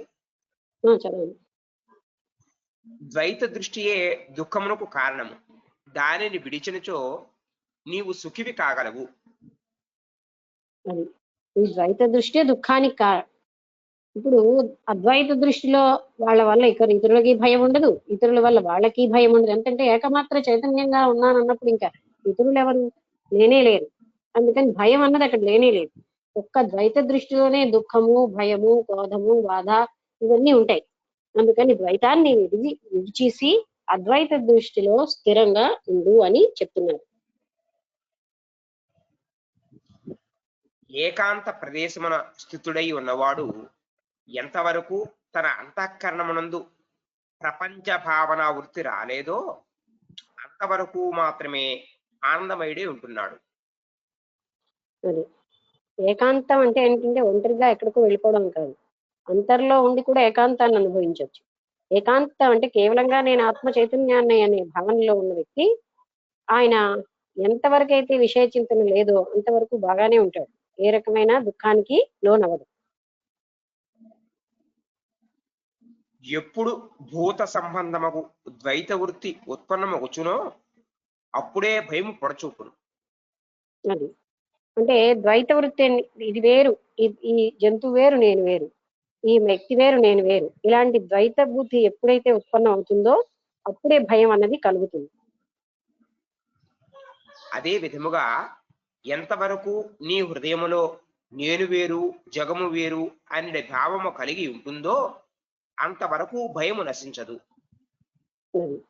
జగత్తు వేరు నేను వేరు అన్న భావం ఎంతవరకు ఉంటుందో అంతవరకు భయం ఉంటూనే ఉంటుంది. ఆ దుఃఖ భయరహితుడవైనచో నీవు నిత్యానందాద్వైత స్వరూపుడు వగుదువు. అలాగ నువ్వు దుఃఖ భయ రహితుడు అయితే అప్పుడు నిత్యానంద స్వరూపంలో ఉంటావు. అంటే జగత్తు వేరు అన్న భావన, నేను వేరు అనే భావన, నేను వేరు ఇతరులు వేరు అన్న భావన, ఇవన్నిటినీ అధిగమించి అద్వైత స్థితిలో ఉన్నప్పుడే దుఃఖ భయ రహితుడు అవుతున్నావు. అప్పుడు మాత్రమే నువ్వు నిత్యానంద స్థితిలో ఉండగలవు. తర్వాత 16వ శ్లోకం అండి. తవైవాజ్ఞానతో విశ్వం త్వమేకః పరమార్థతః తత్వోన్యో నాస్తి సంసారీ నా సంసారీ చ కశ్చన. ఓకే. ఓ శిష్య, నీ యొక్క అజ్ఞానము వలననే జగత్తు ప్రతీతమగుచూ ఉన్నది. నీ ఆత్మజ్ఞానము వలన ఈ జగత్తు నశించుచూ ఉన్నది. అంటే ఏం చెప్తున్నానంటే నీ అజ్ఞానం వల్లే జగత్తు నీకు గోచరిస్తోంది. నీకు ఆత్మజ్ఞానం వచ్చింది అంటే జగత్తు నీకు ఏమీ లేదు అక్కడ. అంటే ఏంటి, నేను చైతన్య స్వరూపాన్ని అన్న వాళ్ళకి జగత్తు కనబడదు. అందుకని జగత్తు వేరుగా కనిపించడానికి కారణం కేవలం అజ్ఞానమే. అది నిత్యంగా ఉంది, సత్యంగా ఉంది అన్న భావన కూడా కేవలంగా అజ్ఞానం వల్లే వస్తుంది. దీనికి వివరణ ప్రశ్న తాత్పర్యం రూపంలో ఇచ్చారండి. ఒక ప్రశ్న ఒక తాత్పర్యమును. ప్రశ్న: అజ్ఞాన స్వరూపము ఎటువంటిది, జ్ఞాన స్వరూపము ఎటువంటిది? అది ప్రశ్న ఏంటంటే అజ్ఞానం యొక్క స్వరూపం ఎలాంటిది, జ్ఞానం యొక్క స్వరూపం ఏంటిది? రిపీటెడ్ గా అజ్ఞానం అంటున్నాం, అది ఎలా ఉంటుంది అని అడుగుతున్నారు. చిన్న శ్లోక పాదము. అనాది భావత్వే సతి జ్ఞాన నివృత్యత మజ్ఞానం. అనాది అయి భావరూపమై జ్ఞానము వలన నివర్తించబడినది అజ్ఞానము. అంటే ఈ అజ్ఞానం అనాది, అంటే ఎప్పటి నుంచో ఉన్నది. ఇది అంటే అనాది అయి ఇంకోటి ఏంటండి, భావరూపమై భావాలతో కూడి ఉంది. దీన్ని కేవలం జ్ఞానం చేతనే నివృత్తి చేయగలం. రెండో శ్లోకం పదం. అజ్ఞాన నాశకత్వే సతి స్వాత్మబోధకత్వం జ్ఞానం. అజ్ఞానమును నశింపచేయుచు స్వాత్మబోధకముగు దానికి జ్ఞానము అని పేరు. విజ్ఞానమునా? జ్ఞానము అని పేరు. అంటే ఆత్మబోధకం, ఆత్మని తెలియజేస్తూ అజ్ఞానాన్ని నశించేదానే జ్ఞానము అంటున్నాం. జ్ఞానోదయం అయిన పిమ్మట యథార్థముగా నీ ఒకడవే, నీకంటే భిన్నమైన వస్తువు ఇంకేదియూ లేదు. సంసారి అని మరొక అసంసారి అనే భేదము నీకు లేనే లేదు. అజ్ఞానము వలన సంసారిని అని అనుకునిచూ ఉన్నావు. జ్ఞానోదయం అయితే ఐడెంటిఫికేషన్ విత్ ద బాడీ లేదు. నేను శరీరాన్ని అన్నప్పుడే నేను సంసారిని, నేను భారతీయుణ్ణి, నేను ఫలానా కులానికి చెందాను, నేను ఫలానా క్యాస్ట్కి చెందాను, ఇవన్నీ ఎప్పుడు వస్తాయండి? నేను బాడీని అనుకున్నప్పుడే. అది అజ్ఞానం వల్లే వస్తాయి. జ్ఞానం ఉన్నప్పుడు అటువంటి భేదమే లేదు. తర్వాత 17వ శ్లోకం ప్రారంభం అండి. భ్రాంతి మాత్రమిదం విశ్వం న కించిదపి నిశ్చయ నిర్వాసన స్ఫూర్తి మాత్రో న కించిదివ సామ్యతి. ఉమ్, ఓ శిష్య, ఉమ్, ఓ శిష్య, ఈ జగత్తంతయు భ్రాంతి మూలమై ఉన్నది. ఈ ప్రపంచమునకు తన సత్తా ఏమీయూను లేదు అను నిశ్చయ జ్ఞానముతో నీవు వాసనారహితుడివై ఆనందపూర్వకముగా ప్రపంచమున మెలగుము. బ్రాకెట్లో సర్వదా ఆత్మజ్ఞప్తి కలిగి సంకల్ప వికల్పాదులు లేనివాడు ముక్తుడు అని భావము. Bracket close. ఉమ్. అంటే కేవలం అజ్ఞానం ఉండడం వల్లే జగత్తు గోచరిస్తుంది వేరుగా. అందుకని ఆ జగత్తు భావనని వదిలిపెట్టి నువ్వు కేవలంగా ముక్తుడుగా ఉండు, అంటే చిదాత్మ స్వరూపంగా ఆత్మస్వరూపంగానే జీవించు. ఈ అజ్ఞాన జనితమైన జగత్తుని నువ్వు ఆ యొక్క అస్తిత్వం కేవలంగా అది భ్రాంతి మాత్రంగా ఉంది అని తెలుసుకుని నువ్వు ఆత్మస్థితుడివై ఉండు.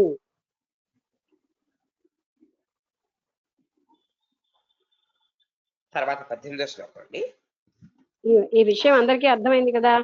భ్రాంతి మాత్రంలోనే పాము కనపడుతుంది, కానీ నిజంగా అక్కడ పాము లేదు. ఆ భ్రాంతి మాత్రంలో కనబడిన పాముకి ఎంత ప్రయత్నాలు చేస్తాం, ఎంత బాధ, భయము, ఆందోళనకి గురి అవుతున్నాం. ఆ భ్రాంతే మనకి అంత భయాన్ని కలిగించింది. అలాగే ఈ జగత్తు భ్రాంతితోనే ఉంది, రియల్ గా లేదు. అందుకని ఈ భ్రాంతి అని తెలుసుకుని జగత్తుని యొక్క భావాన్ని వదిలిపెట్టి సంకల్ప వికల్పాలు ఏమీ లేకుండా, విషయవాసనలు లేకుండా ఆత్మ చైతన్యంలోనే స్థిరంగా ఉండు అని చెప్తున్నారు.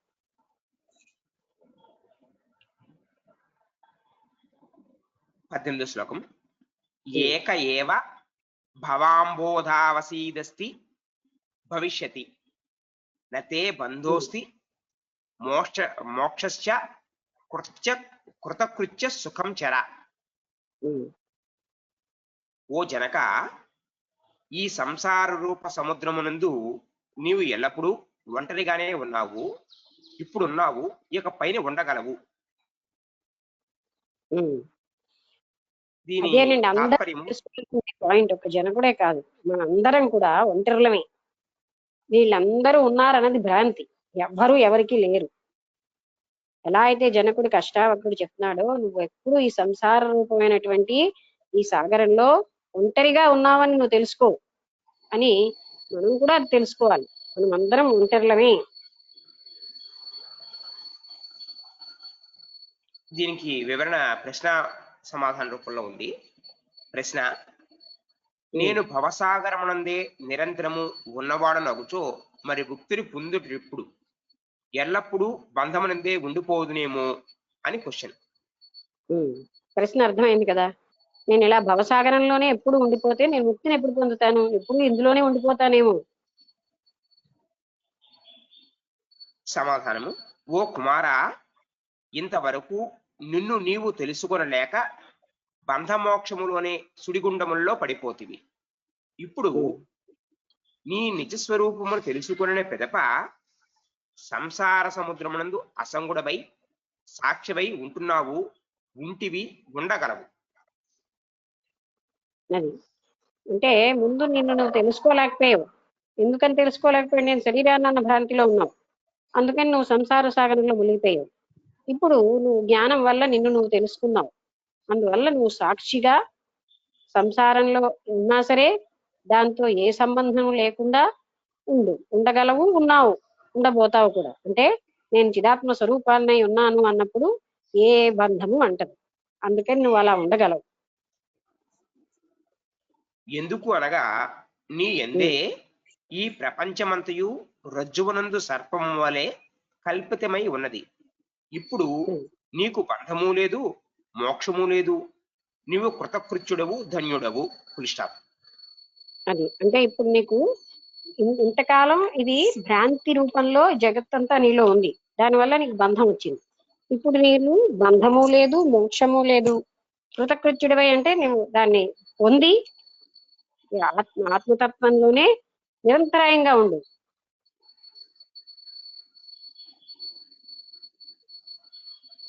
నెక్స్ట్ శ్లోకం 19 అండి. ఇక్కడ ఇంత అర్థమైంది కదా. ఒకసారి ఎవరికైనా ఏమైనా అర్థం కాకపోతే అడగండి, ఏ శ్లోకం అంటే ఆ మీనింగ్ లో ఏమైనా కన్ఫ్యూజన్ వస్తే.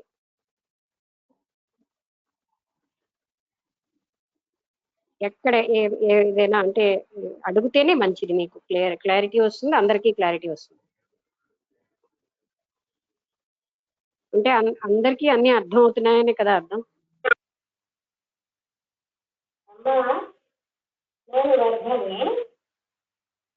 వినబట్టం లేదండి, కొంచెం మరొకసారి క్లియర్.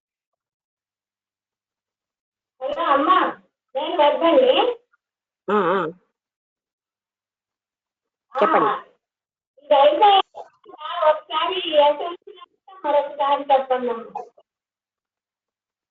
ఏంటి ఏది ఏది మరొకసారి చెప్పాలి? మీ మాట కట్ అవుతుంది. ఇవన్నీ విడివిడిగా చెప్తున్నారు కదా అమ్మా. హలో, విడివిడిగా చెప్తూ కలిపి చెప్తున్నాను, అయినా మరొకసారి చెప్తాను. అంటే అంటే కేవలంగా ప్రపంచము జగత్తు కేవలంగా భ్రాంతి మాత్రమే. అది దానికి అసలు ఏమీ మనుగడ లేదు, అది స్థిరంగాను సత్యంగాను లేదు. శరీరం కూడా అది కూడా జగత్తులో భాగం గనక అది కూడా సత్యం కాదు. నేను శరీరాన్నన్న భ్రాంతి వల్లనే జగత్ అన్నది ఉద్భవం అయింది. మనలో సంసార సాగరం అనే దాంట్లో ఉంటున్నాం. అసలు నీవు వీటన్నిటికీ అతీతంగా ఉన్నావు. నీ అసలైనటువంటి స్వరూపం చైతన్య స్వరూపం. ఈ జగత్తు, ఈ సంసారం ఇదంతా కూడా అజ్ఞాన జనితం, భ్రాంతి మాత్రం. అందుకని ఈ భ్రాంతి మాత్రమైన జగత్తుని మనసులోంచి వదిలేయి. అంటే ఇది లేనిది కదా, అందుకని ఆ జగత్తు యొక్క భ్రాంతిని వదిలేస్తే సుఖ స్వరూపుడుగా చైతన్య స్వరూపుడుగా ఉంటావు. అందుకని ప్రతి నిత్యము మనకు కనిపించే ద్వైతంలోనే అన్ని ఉన్నాయి.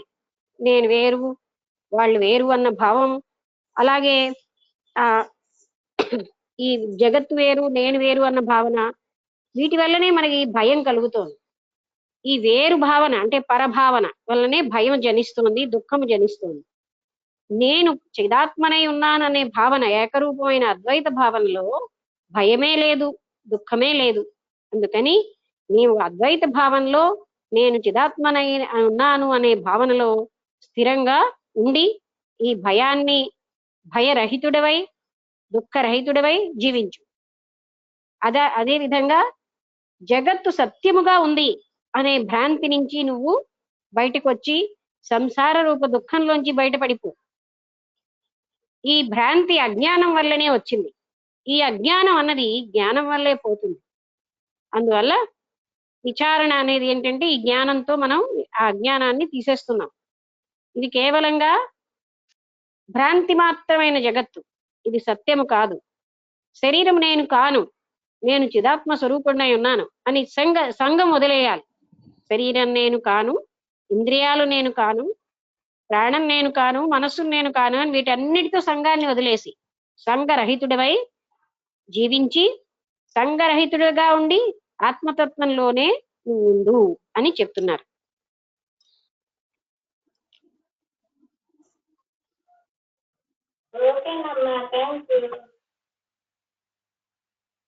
ఏంటండి? మీ మాట అర్థం కావట్లేదండి. ఏమీ అర్థం కావట్లేదు, ముక్కలుగా కట్టుగా వస్తోంది.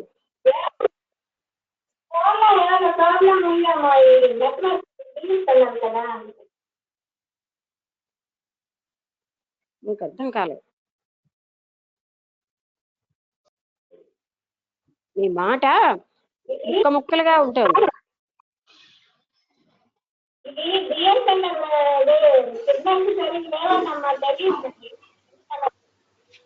సరే ఫోన్ చేసి అడగండి అయితే తర్వాత.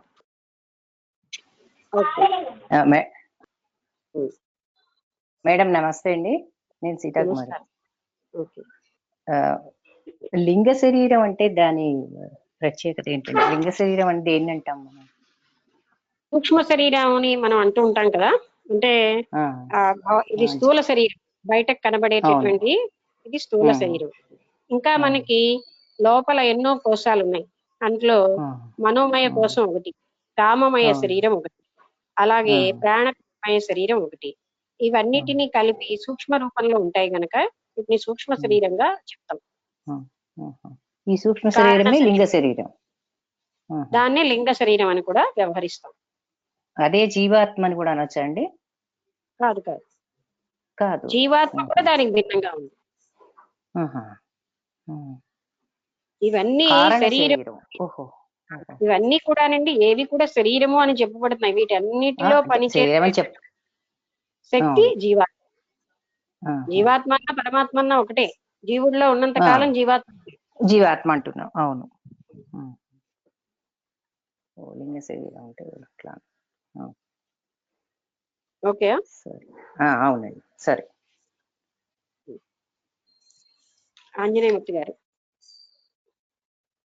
తర్వాత శ్లోకం అండి 19. మా సంకల్ప వికల్పాభ్యాం చిత్తం శోభయ చిన్మయ ఉపసమ్య సుఖం తిష్టస్యాత్మానంద విగ్రహే.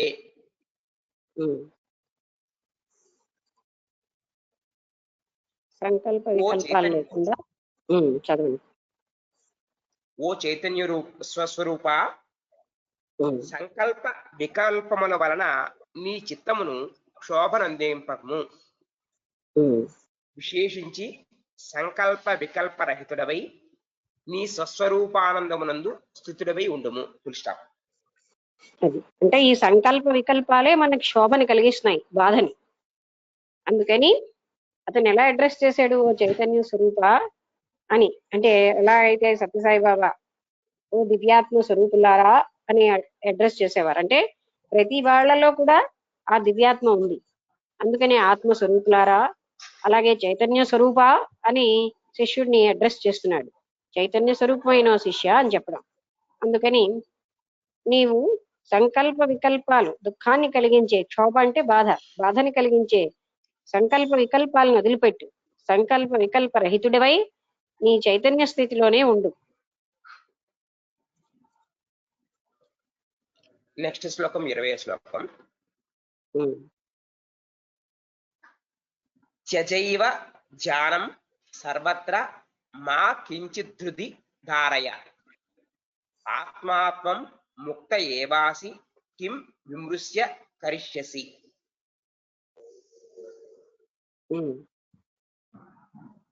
ఓ సద్గురు, తన సహజానంద స్థితిలో నిలకడ కలిగి ఉండవలేను అన్నచో ధ్యానము తప్ప వేరే సాధనము కనిపించదు. అందువలన ధ్యానము అవశ్యము ఉండవలను అని అనుకొనుచు ఉన్నాను. అది ప్రశ్న అంతేనా? అంతే అండి.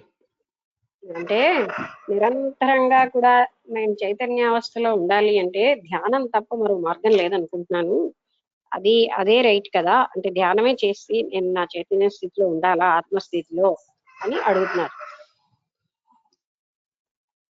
దానికి సమాధానంగా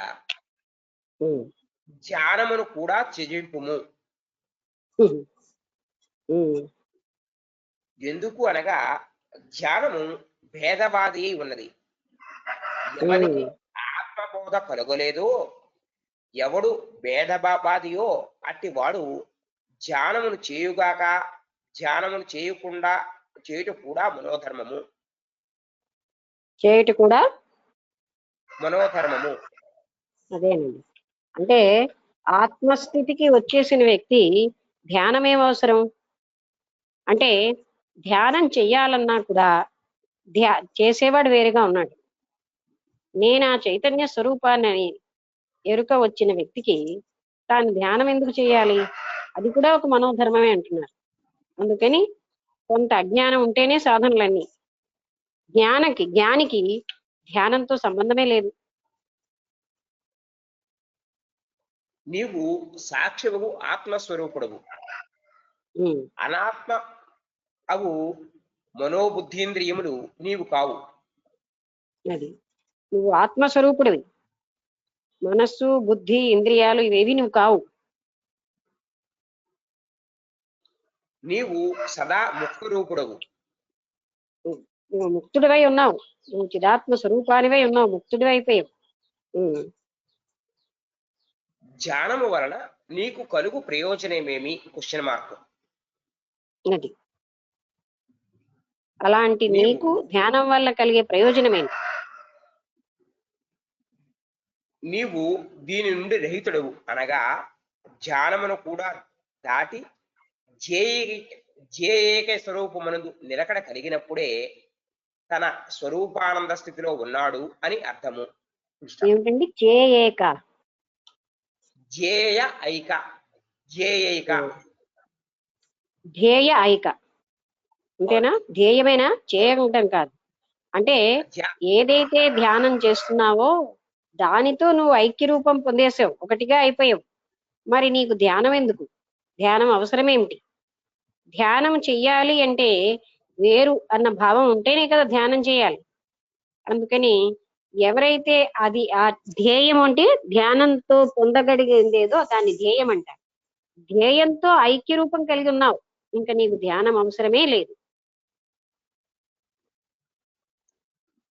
త్రిపుటి బ్రాకెట్ లో ధ్యాత, ధ్యానము, జయము ఉన్నంత వరకు అద్వైత సిద్ధిని, ఏకత్వమును పొందలేదు అని తెలుసుకున్నాము.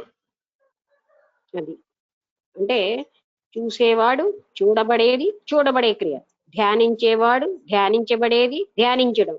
ఈ మూడు ఎప్పుడు ఉంటాయండి? అద్వైత స్థితిలోనే ఉంటాయి. అద్వైత స్థితిలో ఉండవు, ద్వైత స్థితిలోనే ఉంటాయి. అది మూడు లయమైపోయిన స్థితే అద్వైత స్థితి. అంటే అదే ఆత్మస్థితి. నేను చూస్తున్నాను అంటే చూసేవాడు లేని స్థితి అని చెప్తుంటాం. అక్కడ అస్తమానం ఆ పాయింట్ చెప్తున్నాం. ఎందుకంటే అక్కడ చూసేవాడు అన్నవాడు కూడా లయించిపోయాడు, చూడబడేది లేదు, చూసే క్రియ లేదు, అన్ని ఏకరూపం అయిపోతాయి. అదే అన్నమాట, అది అద్వైత స్థితి అని చెప్తున్నారు. ఇక్కడికి 15వ ప్రకరణం పూర్తయిందండి.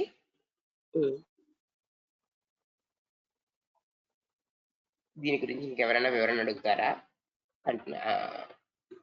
మళ్ళీ ఏదైనా సమాధానం అంటే డౌట్ ఏదైనా ఉంటే అంటే లేకపోతే ఏదైనా అడగండి. అంటే ఆ ప్రత్యేకంగా ఇది ఎలా జరుగుతుంది, ఎలాగా, అలాంటివి ఏమైనా డౌట్ ఉంటే అడగచ్చు.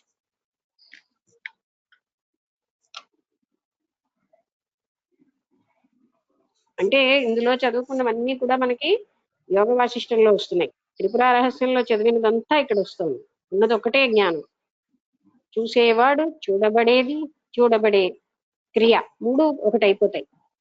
అదే దానికి ఉదాహరణగా ఉప్పుబొమ్మ సముద్రంలోకి వెళ్తే ఎలాగైతే అది పూర్తిగా విలీనం అయిపోయింది, దానికి వేరే లేదు, అది స్థితి. అక్కడ సముద్రంతో ఏకరూపం అయిపోయింది.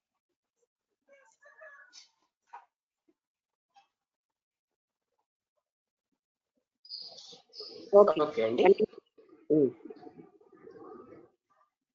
అష్టావక్ర గీత 16వ ప్రకరణము విశేష ఉపదేశము. ఎన్నున్నాయండి శ్లోకాలు?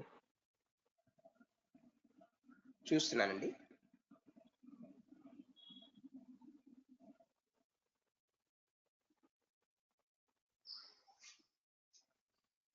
పది శ్లోకాలండి. ఓకే, దశకం.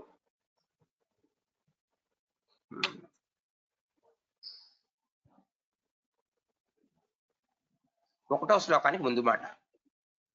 ఇక ఈ ప్రకరణమునందు తత్వజ్ఞానము చేత సర్వ ప్రపంచమునకును ఆత్మసత్త కంటే వృధక సత్త లేదోను నిశ్చయము కలిగి తృష్ణారహితాది వైరాగ్యముతో సర్వ విస్మరణము కలిగిననే ముక్తి కలుగును, కానీ లేనిచో మరి ఏ ఉపాయము చేతను ముక్తి కలుగదు అని ఉపదేశించున్నారు.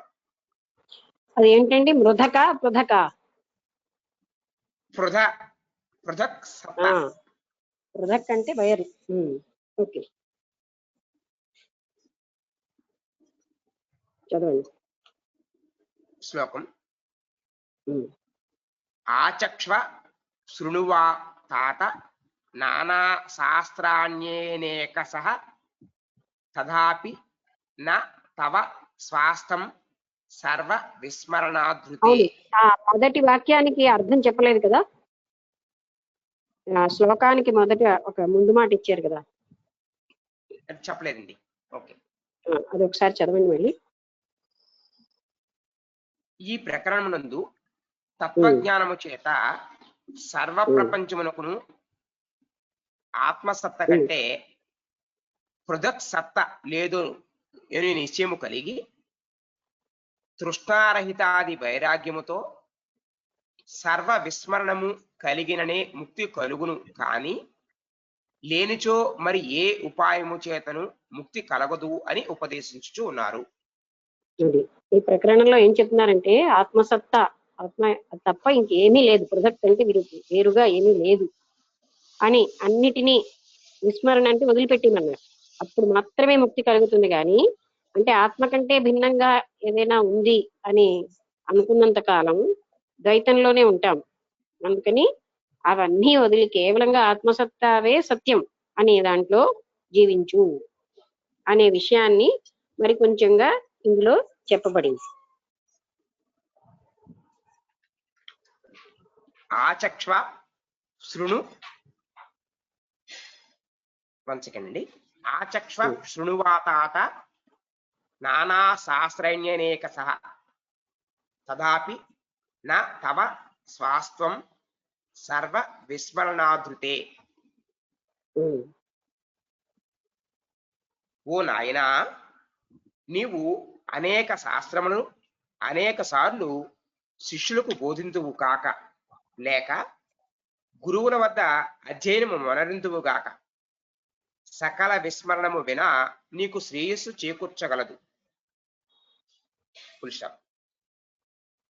సకల విస్మరణము వినా అంటే అది లేకపోతే నీకు శ్రేయస్సు చేకూరదు. అది అంటే అన్ని నువ్వు ఎంతమందికి బోధించినా ఎన్నో జ్ఞానం, ఎన్ని రకాలైనటువంటి జ్ఞానం అంతటిని, అలాగే ఎంతమంది గురువుల నుంచి విన్నా, అదే ఇందాక నేను చెప్పాను కదా, మనం ఇలాంటి గ్రంథాలు ఎన్ని చదివినా ఫలితం ఉండదు. సకల విస్మరణం అంటే ఇదంతా కూడా ఈ జగత్ అనిత్యము, ఇందులో ఉన్నటువంటి విషయ వస్తువులు ఏవి కూడా సత్యం కాదు అనేవన్నిటినీ వదిలిపెడితేనే కానీ, విస్మరణం అంటే మర్చిపోవాలి, అప్పుడు అలా చేస్తేనే కానీ జ్ఞానం సంభవించదు. అంటే కేవలంగా బోధలు చేసాం ఎన్నో గ్రంథాలు, అయినా జ్ఞానం సంభవించదు. అలాగే ఎందరో గురువుల నుంచి ఎన్నో వినేస్తున్నాం, అయినా రాదు.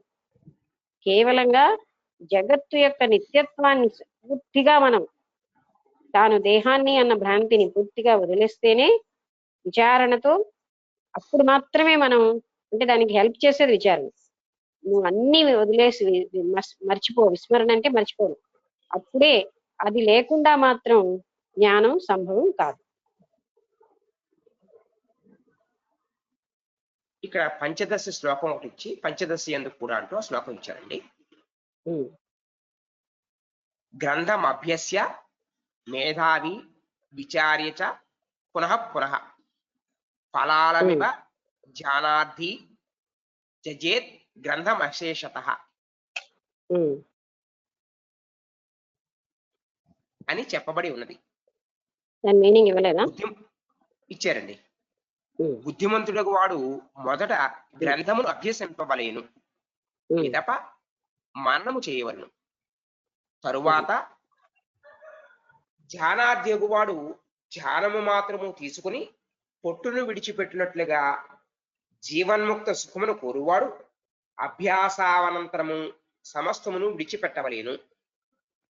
అది ఎవళ్ళైతే గ్రంథాన్ని అభ్యసిస్తున్నారో, ముందు గ్రంథాన్ని అభ్యసించి దాన్ని విచారణ చేసి దాంట్లోని ఎలా అయితే మనం ఈ ప్రపంచంలో అంటే పట్టు వదిలేసి అసలైన దాని సారాన్ని తీసుకుంటాము, అలాగా అక్కర్లేనివన్నిటినీ వదిలేసి అసలైనటువంటి చైతన్యాన్నే పట్టుకోగలగాలి. గ్రంథం అంతా మనకేం చెప్తోంది? ఇది నిత్యం కాదు, జగత్ సత్యం కాదు, భ్రాంతి మాత్రమే, నేను అన్న భావన కూడా భ్రాంతి మాత్రమే. అందుకని ఇవన్నీ వదిలేసి ఏదైతే సత్యమో, ఏదైతే సారమో, సారం ఏంటి? చైతన్య స్వరూపుణ్ణి అనేది పట్టుకోవడమే మనం చేయాలి. దీనికి వివరణ ప్రశ్న సమాధాన రూపంలో ఇచ్చారు. అంటే సుషుప్తి యందు అందరికీ స్వతసిద్ధముగానే విస్మృతి కలుగుచూ ఉన్నది. మీరు అనున్నట్లు సమస్తమును విస్మరించుటే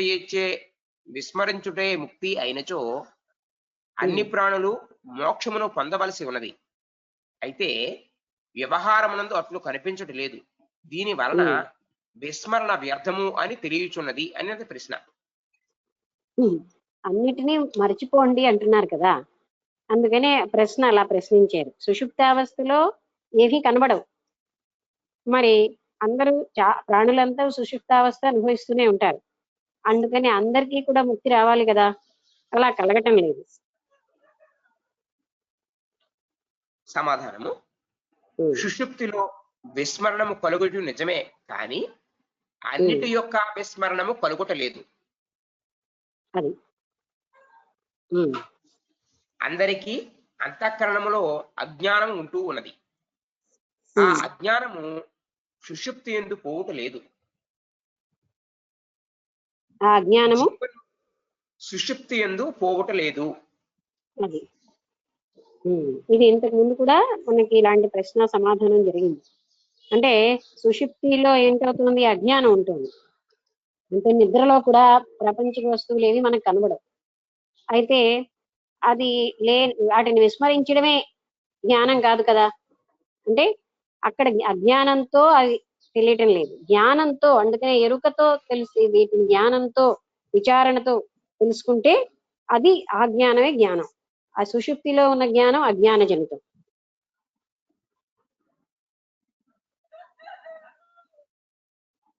జీవన్ముక్తునికైతే అజ్ఞానముతో కూడా సంపూర్ణముగా అధ్యస్థ వస్తువుల యొక్క విస్మరణము కలుగుచూ ఉన్నది. ఇందువలన జీవన్ముక్తిని కోరువాడు సమస్తమును విస్మరించుట ఉచితమైనదే.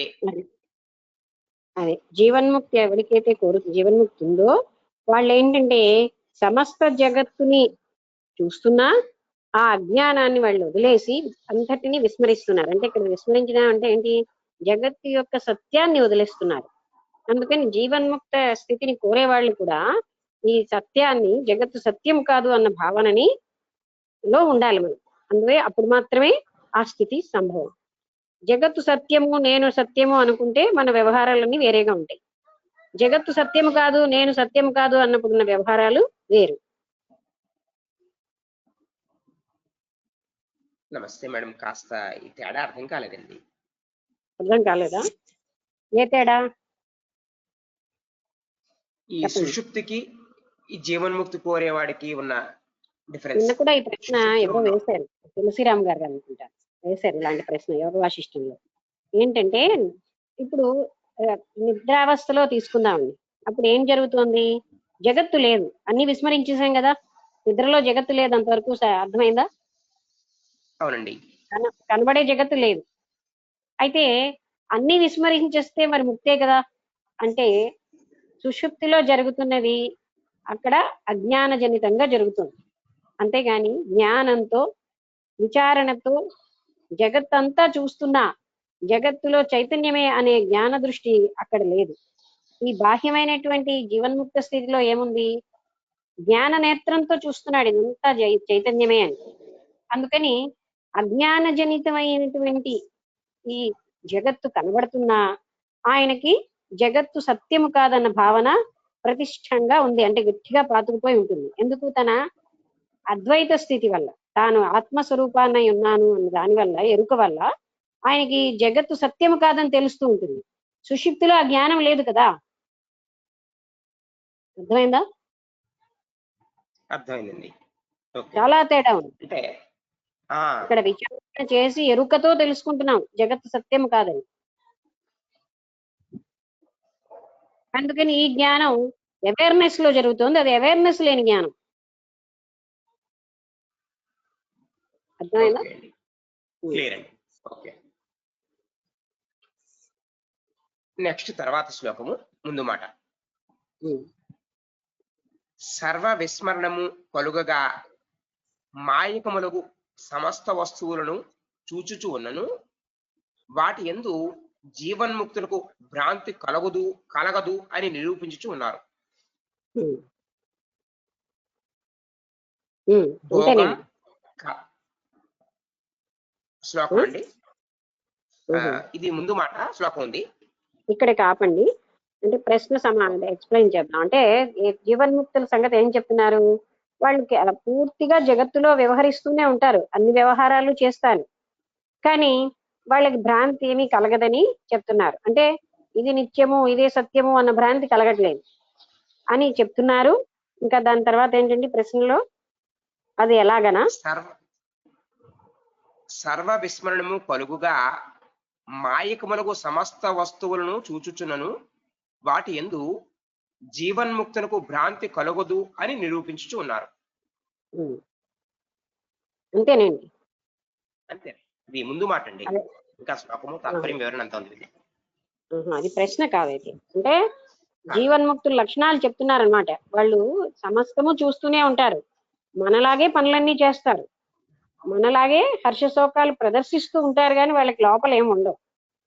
అంటే ఈ జీవన్ముక్తులు ఇలాగే జీవించి ఉంటారు కదా, వాళ్ళ ప్రారంభం వల్ల వాళ్ళకి ఉన్న వాసనల వల్ల వాళ్ళు పనులన్నీ చేస్తారు, కానీ వాళ్ళు ఈ జగత్తుని ఎంతో నిర్లిప్తంగా, అంటే ఇది సత్యం కాదు అన్న భావనలోనే జీవిస్తూ సర్వకర్మలు చేస్తూ ఉంటారు. ఇది చైతన్య రూపమైన జగత్తే అని తెలిసి చేస్తున్నారు. అందుకే జీవన్ముక్తుడు మామూలు వాళ్ళకి తేడా తెలియదు. జీవన్ముక్తుడికి జ్ఞాని ఒక్కడికే జీవన్ముక్తుడిని పోల్చుకోగలడు, కానీ మిగతా వాళ్ళు అజ్ఞానులకి జీవన్ముక్తుడు కూడా సామాన్యంగానే కనిపిస్తాడు. ఎందుకంటే ఆయన అతి సామాన్యంగా ఉంటాడు, అందరిలాగా పనులు చేస్తాడు, అందరిలాగానే ఉంటాడు, ఎక్కడ తేడాగా కనబడ్డు. అదే అనమాట జీవన్ముక్తుడు అంటే. బాహ్య దృష్టిలో జీవన్ముక్తుడి యొక్క స్థితి మనకు తెలియదు. ఇక్కడ ఈ నెక్స్ట్ అంటే రేపు జీవన్ముక్తుడి యొక్క లక్షణాలు శ్లోక రూపంలో మనం తెలుసుకుంటాం. ఆల్రెడీ మనం ఇది త్రిపుర రహస్యంలో తెలుసుకున్నాం. జీవన్ముక్త స్థితిలో ఎలా ఉంటుందండి, ఆయన జీవించుండగా ముక్తుడు, అందుకని వాసనలున్నా పనులన్నీ చేస్తూ ఉంటాడు, కానీ హర్షశోకాలు లేకుండా ఉంటాడు, ఏది అంటదు. జనకుడు, హేమచూడు వీళ్ళందరూ రాజ్యాన్ని పరిపాలించారు జీవన్ముక్త స్థితిలో. అంటే రాజ్య భోగాలను అనుభవిస్తూ ఉంటారు, కానీ వాళ్ళకి ఏమీ ఆ సుఖం కానీ అవి ఏవి కూడా వాటితో సంబంధం లేకుండా జీవిస్తారు.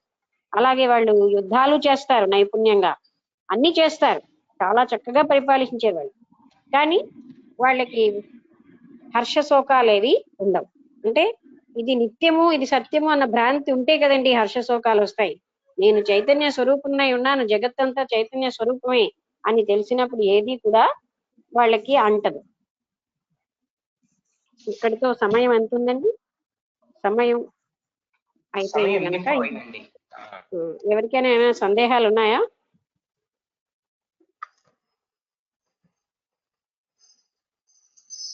ఏమైనా ఉంటే అడగండి. సందేహం లేకపోతే ఇక్కడికి విరమించేద్దాం. అందరికీ నమస్కారం. నమస్తే అమ్మా. నమస్కారం. నమస్తే.